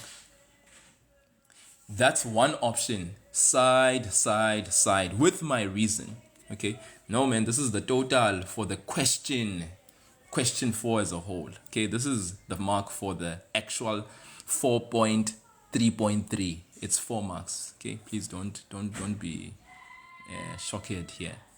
Then AB is equal to DC, the other option you could have used. AB is equal to DC, opposite sides of a palm. Your reasons are important, okay? Yes, I am a teacher in school, Faith. Then AD is equal to, angle A is equal to angle C, opposite sides of a palm. Then AD is equal to BC, opposite sides of a palm. And then last but not least, you conclude triangle ABD is congruent to triangle BCD, SAS. Okay, people, these are ways in which you could look at the question, you look at the diagram, you look at what has been stated. Hidden in your statements are clues of how you can go about the question. Now imagine if you don't know the properties of a parallelogram, how in the world will you be able to identify AB is equal to DC and give the appropriate reason? AD is equal to BC, AD is equal to BC, give the appropriate reason. Or, even see the angles, for instance, okay, and use the appropriate approach. So it's important, and we need to know these cases of congruency very well so that we can apply them accordingly where we need to. Okay. Any questions? Any burning hot questions? Okay. This is paper 2, grade 8, but also applicable to grade 9, very importantly. Next question has to do with the theorem of Pythagoras, okay? And the theorem of Pythagoras says the following. So that's basically geometry of triangles and straight lines behind us with a bit of quadrilaterals. So again, I repeat, know your concepts when it has to go with angles in a straight line. You must know the relationship that exists between straight lines, vertically opposite angles, parallel lines. Understand those relationships. Understand the quadrilaterals, and so forth. This is very important. Okay. Functions is in paper 1. Functions is in paper 1. Nuri, paper 1. Okay. Theorem of Pythagoras. That's something else that's in paper 2. Okay. Complete the theorem. In a what-angled triangle, the square on the hypotenuse is equal to the what of the squares on the other two sides. What is missing here? In a what triangle? Yes, Nuri, I love it. In a right-angled triangle. CD, so very good. In a right-angled triangle, the square on the hypotenuse meaning the longest side of your triangle, is also the angled. It's also the side, that is opposite 90 degrees. Your hypotenuse side is very special. It's the longest side, and it's also opposite 90 degrees.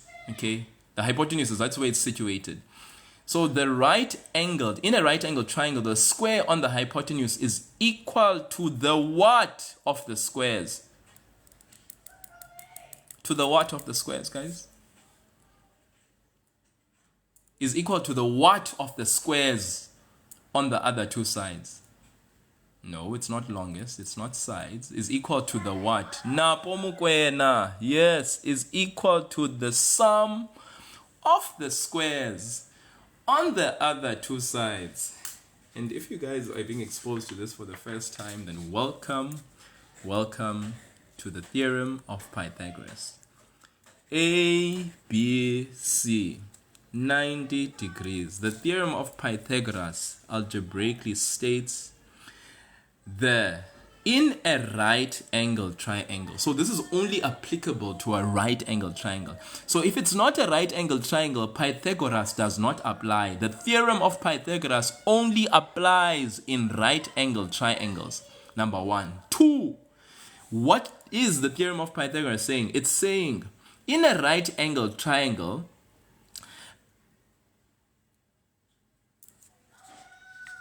the square on the hypotenuse, in other words, AC squared, this is the hypotenuse. Hypotenuse. The square on the hypotenuse is equal to, what is it equal to? The sum of the what? Of the square of the other two sides. What are the other two sides? The sum of the square of the other two sides. We have AB, that's squared, and BC, that is squared. And whenever you use this theorem, you always write its reason. Pythagoras applies to 8 and 9. Applies to 8 and 9. So AC squared is equal to AB squared plus BC squared. This is the theorem of Pythagoras expressed as an algebraic equation. AC squared, the hypotenuse squared, is equal to AB squared plus BC squared. And that is the theorem of Pythagoras. Hopefully we've got that. Now, we have filled in for 2 marks the right wording. In a right angled triangle, the square on the hypotenuse is equal to the sum of the squares on the other two sides. Okay, the square on the hypotenuse. And guys, here's the thing. I just want to maybe extend this a little bit. Maybe people can appreciate a little bit if I do the following. Check this out. Let's say I drew a square. Let's say this is a square. And then let's say this is also a square. And then let's say this is also a square.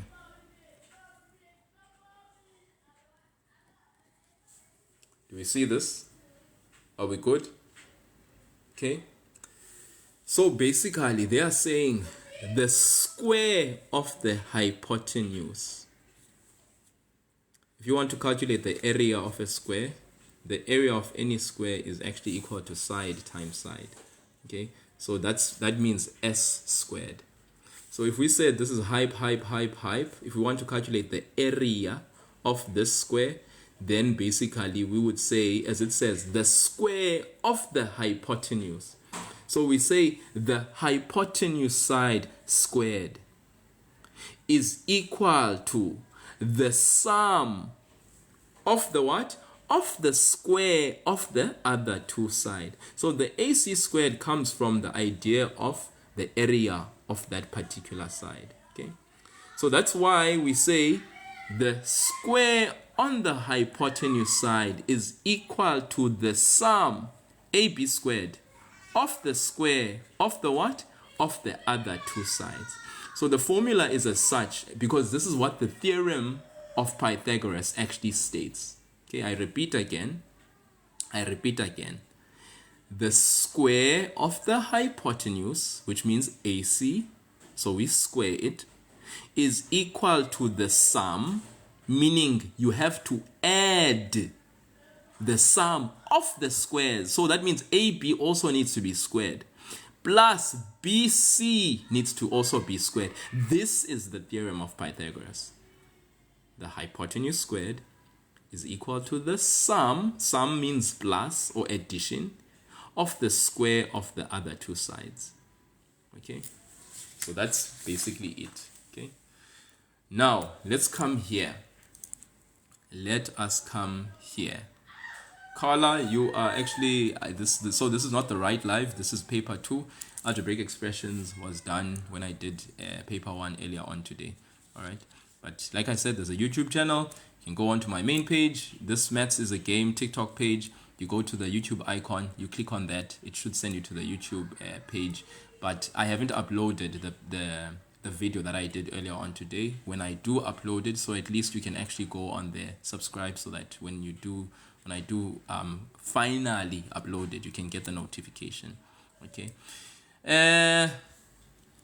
I'm randomly on lives, Rita. There's no really like a set time and what have you, because I do not have a set schedule, simply because my time is really not set as I would want to. Okay.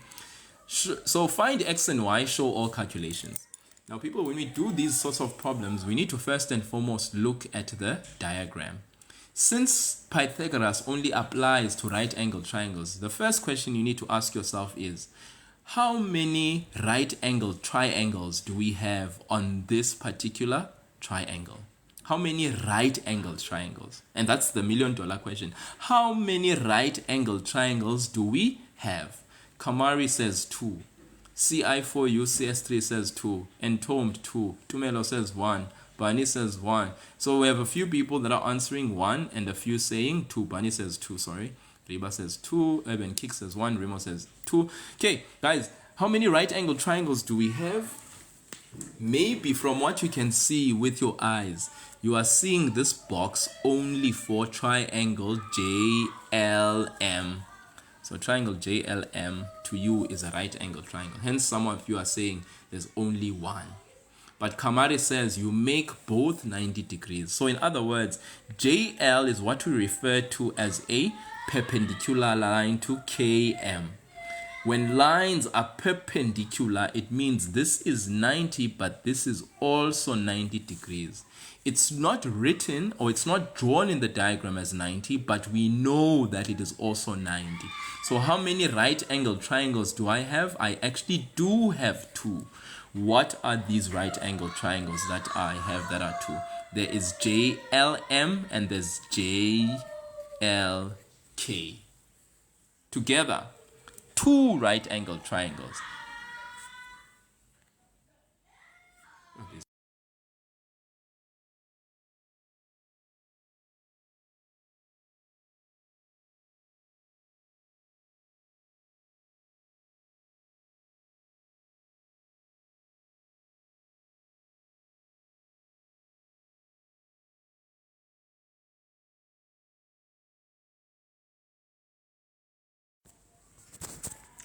Okay, so I hope we are together. 2 right angle triangles. Okay.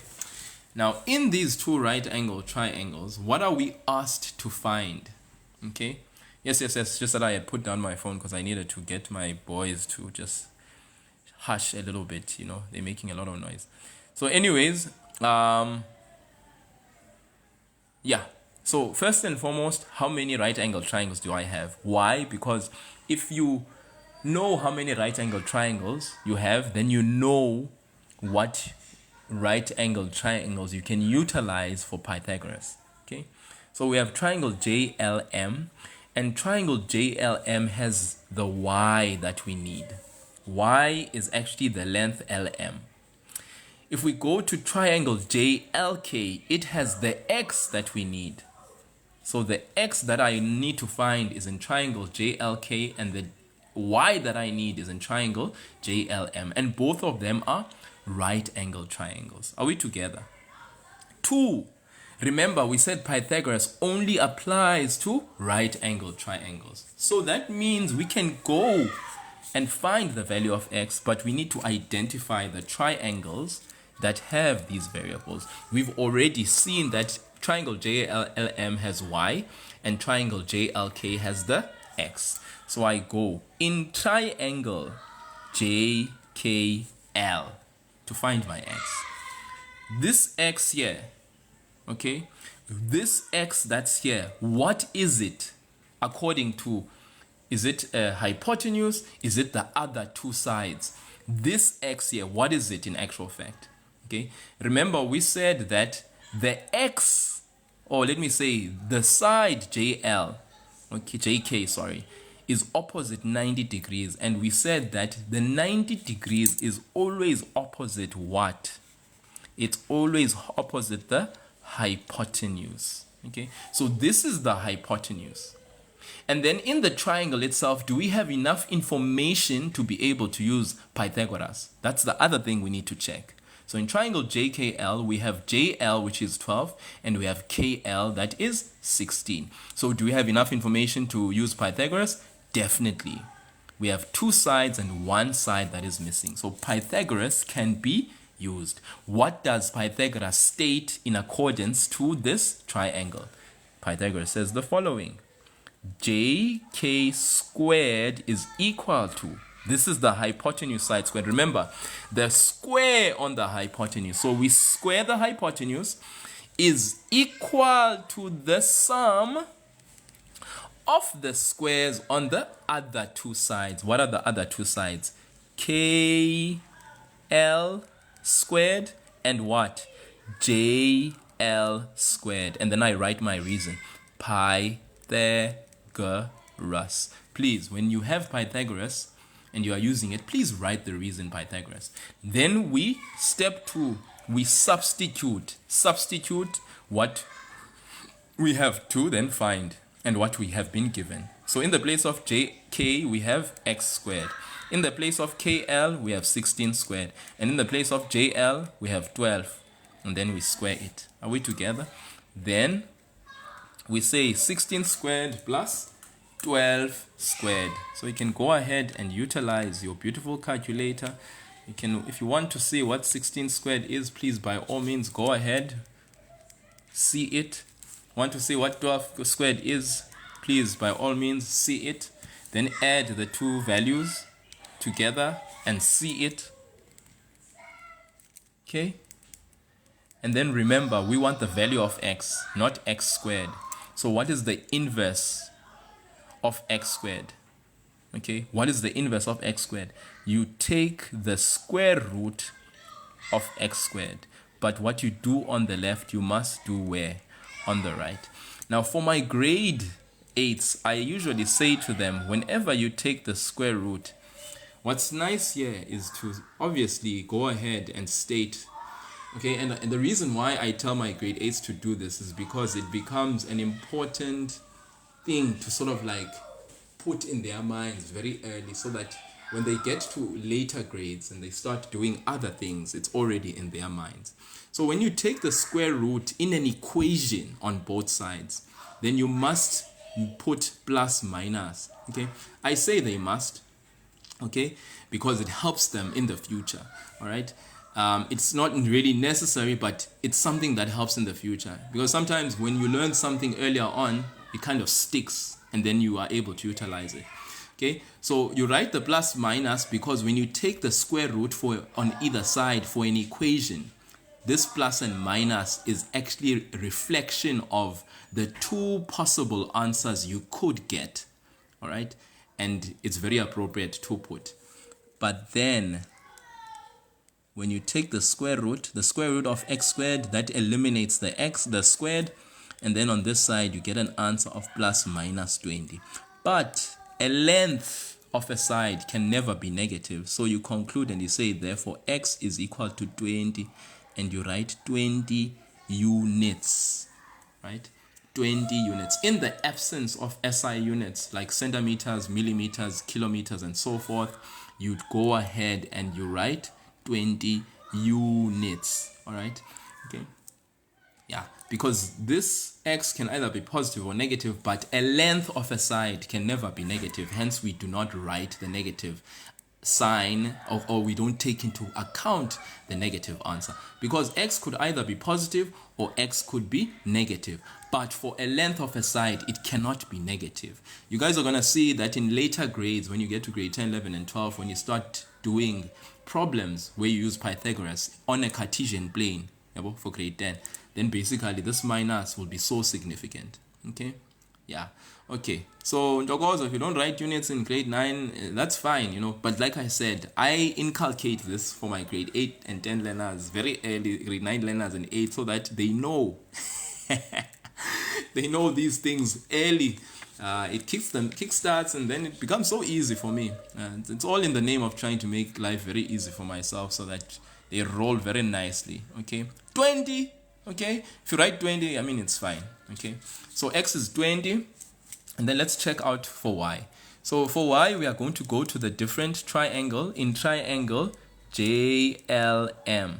Okay, remember we said in triangle JKL when you want to find x. Now we're going to go to triangle JLM. We're going to find y. Now please take note again. The same rule applies, Kamari. Very good. We apply Pythagoras. Okay, so let's go ahead and first write down the formula as per the Pythagoras. Where is the hypotenuse this time? The hypotenuse is still, for this triangle, opposite the 90 degrees. So our hypotenuse is 15, which is very true. Then what do? We simply say the following. JM squared is equal to what? JL squared plus LM squared. And then we write the reason. Pythagoras. Then we substitute. JM squared is 15 squared. JL squared is 12 squared. And then plus LM squared is y squared. Make sense? Then, after doing that, we want to solve for y, which means we isolate the y on one side. 12 squared needs to say goodbye. Go to the other side, 12 squared. When 12 squared crosses over, he becomes negative 12 squared on the other side. We isolate y squared. Y squared is now isolated. 15 squared, let's not forget the squared. Okay, then we go to our beautiful calculator and press 15 squared, 225. 12 squared, 144 is equal to y squared. Then 225 minus 144 gives us 81. As long as y squared is isolated, guys, that's all that matters. Then we can now take the what on either side, the square root on other side. And remember, when we do it for an equation, we write that plus minus. And let's do it for the sake of just being accurate. And then therefore we say y is equal to plus minus 9. But we know that our value of y cannot be negative. It has to be positive. Are we together? Yeah. Okay. Yeah. Makes sense? So therefore y is equal to 9. And obviously it's 9 beautiful units. Guys, see my reasoning there? See my reasoning? Yeah. And then y is positive 9 because remember, this is a length. A length cannot be negative. Okay? And what I was saying is that we want to solve for y. So the whole objective of solving for something is we need to isolate, meaning we need to make y squared to be alone. Whether it's on the left or on the right, it's not that important. What's important is that we need to isolate the variable. Okay? So we take the 12 squared over to the other side, becomes negative 12 squared. Then we have 225 minus 144, which gives us 81. Y squared is isolated, still alone. We take the square root on both sides. When we do, remember that plus minus needs to be then there. Okay, yeah. Isolation means y has to be alone. When you isolate something, it's like you are making it to be alone. Okay, yes, you can. So can I please screenshot the diagram you did in red with the square with the right angle? Which one? This one? Oh, this one. Please go ahead, by all means. Quarantined, Junior. Yes. Oh, that's funny. Yeah. Guys, in Pythagoras, you always, like, yeah, there can never be a case where you are going to say 12 squared minus the 15 squared, right? It's always going to be a big minus small if there's an isolation in that way. Okay, I need to finish this off very quickly.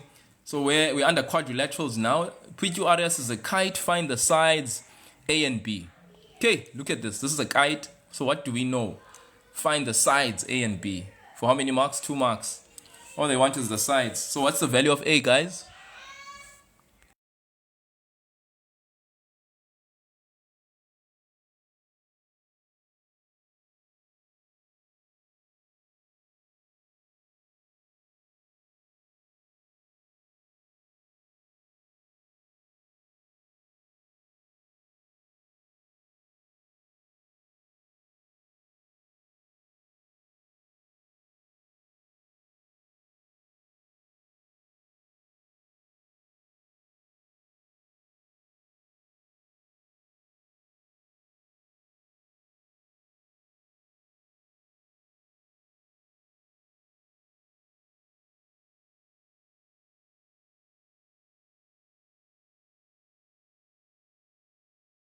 Guys, sir is here, but I have to control the whole noise level here. Hey, so A is equal to 4 centimeters. Very good. Very, very good. A is 4 centimeters.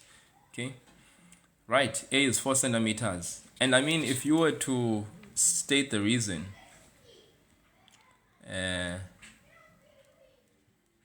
you'd say adjacent sides of a kite. Okay. And then B is equal to 9 centimeters. You guys are spot on. Same thing. Adjacent sides of a kite. Thing is, people know that adjacent sides of a kite are equal. Yeah, you can say adjacent sides are equal. Definitely spot on. Faith, you are spot on. But if you say adjacent sides of a kite, that's fine as well. That's spot on. So A is equal to 4 because a kite has 2 pairs of adjacent sides that are equal. All right. So there's one pair first. There's another pair of adjacent sides that are equal. So you have A is 4 centimeters and B is 9 centimeters. That's beautiful, 2 marks. Then last but not least, the last question in the paper. Find the size of the angle X with reasons. Grade 8, guys. But it can also be grade beautiful 9 because this is also applicable to grade 9. Find the size of the angle X with reasons. We have X, we have 50, we have 80, we have 70. This is called a what? You can screenshot. This is called a quadrilateral. It's a 4-sided shape. So here we're supposed to do what? Solve for X. But we need to know the properties of all quadrilaterals. The angles of a quadrilateral in total, they add up to what, guys? The sum of the angles in a quad add up to or equal to definitely 360 degrees. 360, guys. You've got this. You've got this.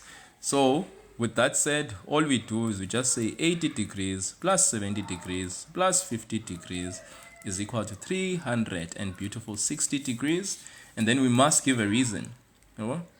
Sum of angles in a quad. Sum of angles in a quad. Okay. Just like you say sum of angles in a triangle, sum of angles in a quad is also this applicable. Sit, please. Move the phone to the kite. Amy, bad chick. You are a bad chick. My goodness. What do you want to see there with the kite? What do you want to see with the kite? It's there. It's on the kite now. Are we good? Are we fine? Some people, guys, at least have the decency to ask nicely. Some of you are not so. It's like we don't have the etiquette, the right etiquette. You know. Please be kind. Some of you are not kind at all. So 80 degrees plus 70. Yes, if you said a sum of interior angles of a quadrilateral, that's also fine. Okay, that's also fine. That's also straight on. Yes, very good. Thank you. Okay, I forgot the X. So it's 80 degrees plus 70 plus 50 plus the X, which I want to find. Thank you so much for bringing that out, Likona. Is equal to 360 degrees. Sum of angles in a quad. Some people said interior angles of a quad. That's also perfect. I mean, that's good, guys. That's really good. And then you solve. All you do is solve. Okay. Isolate the X. Everyone else needs to leave. That's a term. So minus 50 needs to go that side. Minus 70 needs to go that side. And minus 80 needs to go that side. If you decide to add these and then transpose them, that's also fine. It's one and the same thing. So you get a beautiful answer of what, guys? What's the answer? 360 minus 50 minus 70 minus 180 is equal to a beautiful what? I'm listening. 160 degrees. Done and dusted. Okay. That is the grade 8 paper 2 that these kids wrote. We are back to the front page. Okay, and that was 60 marks. And I can tell you now, why would I not get full marks? Zamahala. Junior K, 60 high marks, Zamahala. Yeah, well, it's all good. It's all good when you know your work. And that's the thing, right? If we know the work, then it's all good. But if we don't know the work, then it's such a pain. Such a pain. Okay? Such a plane. So I'm gonna save this. I'm gonna go and upload it and try and spend some time now and upload some of these videos, okay, so that you guys can go onto my YouTube channel and check it out. So the YouTube channel, like I said, you go onto the Maths is a Game, this TikTok page that you are currently watching the live, or follow me. Go to the actual page. If you haven't followed me yet, go to the page so that you can actually then go to my, there's a YouTube icon. I've actually made my YouTube connected this page with my YouTube channel for that. So you go to the YouTube icon, you click on that, then it will send you to the YouTube page itself. I've uploaded a few videos already. So yeah, thank you so much, guys. Thank you. Please make a short video about this paper, sir. A short video. Okay, I'll try and do that. Just sort of like go over it quickly though. Okay, I'll do that, Tyler, but it will need some time, so be patient with me. I'm just gonna hope do it within the course of today. Yeah. Okay, so guys, thank you so much. Please do grade 8. I've just done grade 8. What do you mean please do grade 8? You guys are funny, man. People are funny here on this live. People saying please do grade 8. I've done grade 8. Grade 9, you are welcome, Rita. Now these are the kind of comments I really appreciated, because we need to take into consideration there's been people that have been on this live for quite some time, and I really appreciate it when people can show appreciation. Rita Ntabi, thank you so much. I'm glad I helped you a lot. You are welcome as well. Thank you, Punky. Nuri, thank you so much. You're welcome. A repeat is, you'll be able to find that on the YouTube channel. So you go on, if you've subscribed already, you can just go on to the main page of this TikTok channel, Maths is a Game. Go to the YouTube icon. There's a YouTube icon there that you can just go to. You click on that, and then it should send you to the YouTube page. You subscribe, so that by the time I upload the video on the YouTube channel, then you can watch the video and check what I did. I'll also upload not only the video, I mean this particular live, but I'll upload the live for paper 1 that I did earlier on for grade 8. Then grade 9, grade 9, we'll see, man. I'll see. The thing is, right now my time is kind of limited. At 4:30 I actually have an actual lesson with a learner that needs assistance and help, like personal help and assistance. All right, and her mother has asked me to do that. So I do things like that, personal lessons, one-on-one, instead of like in a group like this or in a live like this, because some of you obviously have personal questions. So I'll be doing that with that particular learner. But the thing is, guys, that's not a free lesson. I'm doing an actual paid lesson with the learner. Okay, and the parent has agreed, so that's why I have to go on now and actually go and do that.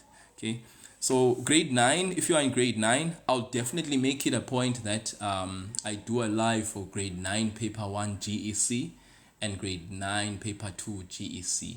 All right, if it's not later on today in the evening after I'm done with that particular live lesson, then it will definitely be tomorrow morning. And by morning I mean 6 a.m. in the morning tomorrow. I'll try and do a grade 9 paper 1 GEC at 6 a.m. tomorrow morning. I know some of you are at church and all of that stuff, or will be preparing to go to church, but 6 a.m. maybe 6 a.m. until 8 I'll do a grade 9 GEC paper 1, and then from maybe 8:30 to like 10:30 I'll do a grade 9 paper 2 GEC, so that at least I can cover all those bases for everyone. So if you're following me, then of course you'll get the notification when I do go on the live, and that should be beneficial to you. Okay, hopefully that's been a good one. Thank you so much again. I have to unfortunately love and leave all of you. Why don't you do common paper, not GSC? No, Galogo, I will mix it up, guy. I think I'll definitely have to mix it up. And remember, the common papers per district, every district has a different common paper, okay? So I'll see how to appropriately mix it up, right? Yeah. Also, there's just one last thing. For those that like paper hungry and they want actual pictures of papers and all of that, there's a WhatsApp channel. So if you go on, you know how WhatsApp has channels now? So there's a TikTok channel called MathsIsAGame that you can go to. I've uploaded a few papers there with their memo. So you can, I guess you can actually like save pictures if you want to. I'll also upload some papers now, like PDF papers, so that you can go to the channel and check it out. So that's WhatsApp. You know how WhatsApp has channels now? Kids Achieves has a channel and all of that, and they show all their results and all of that. So on WhatsApp, Maths is a Game, there's a channel that I have there. Follow me there on there so that all the material, the papers that I have from all the other provinces, if you want to get access to some of these papers, you can actually get a hold of them on there. Okay. Why did I say Kids Achieves? Because the first thing that came to my mind. Do you want me to say Orlando Pirates and Dogos?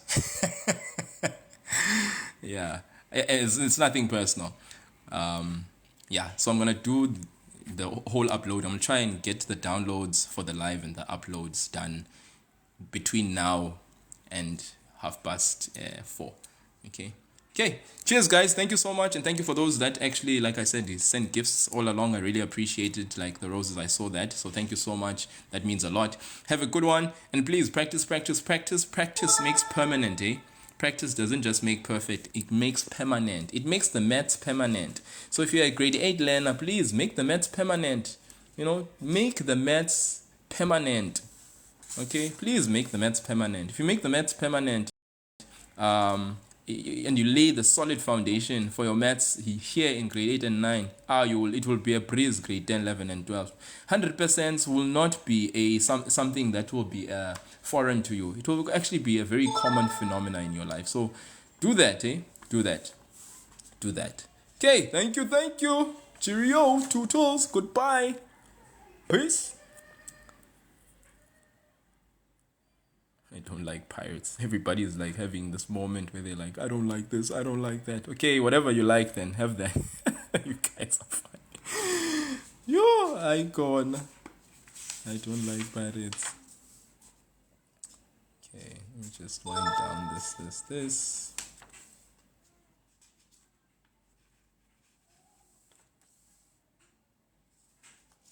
Okay, cheers.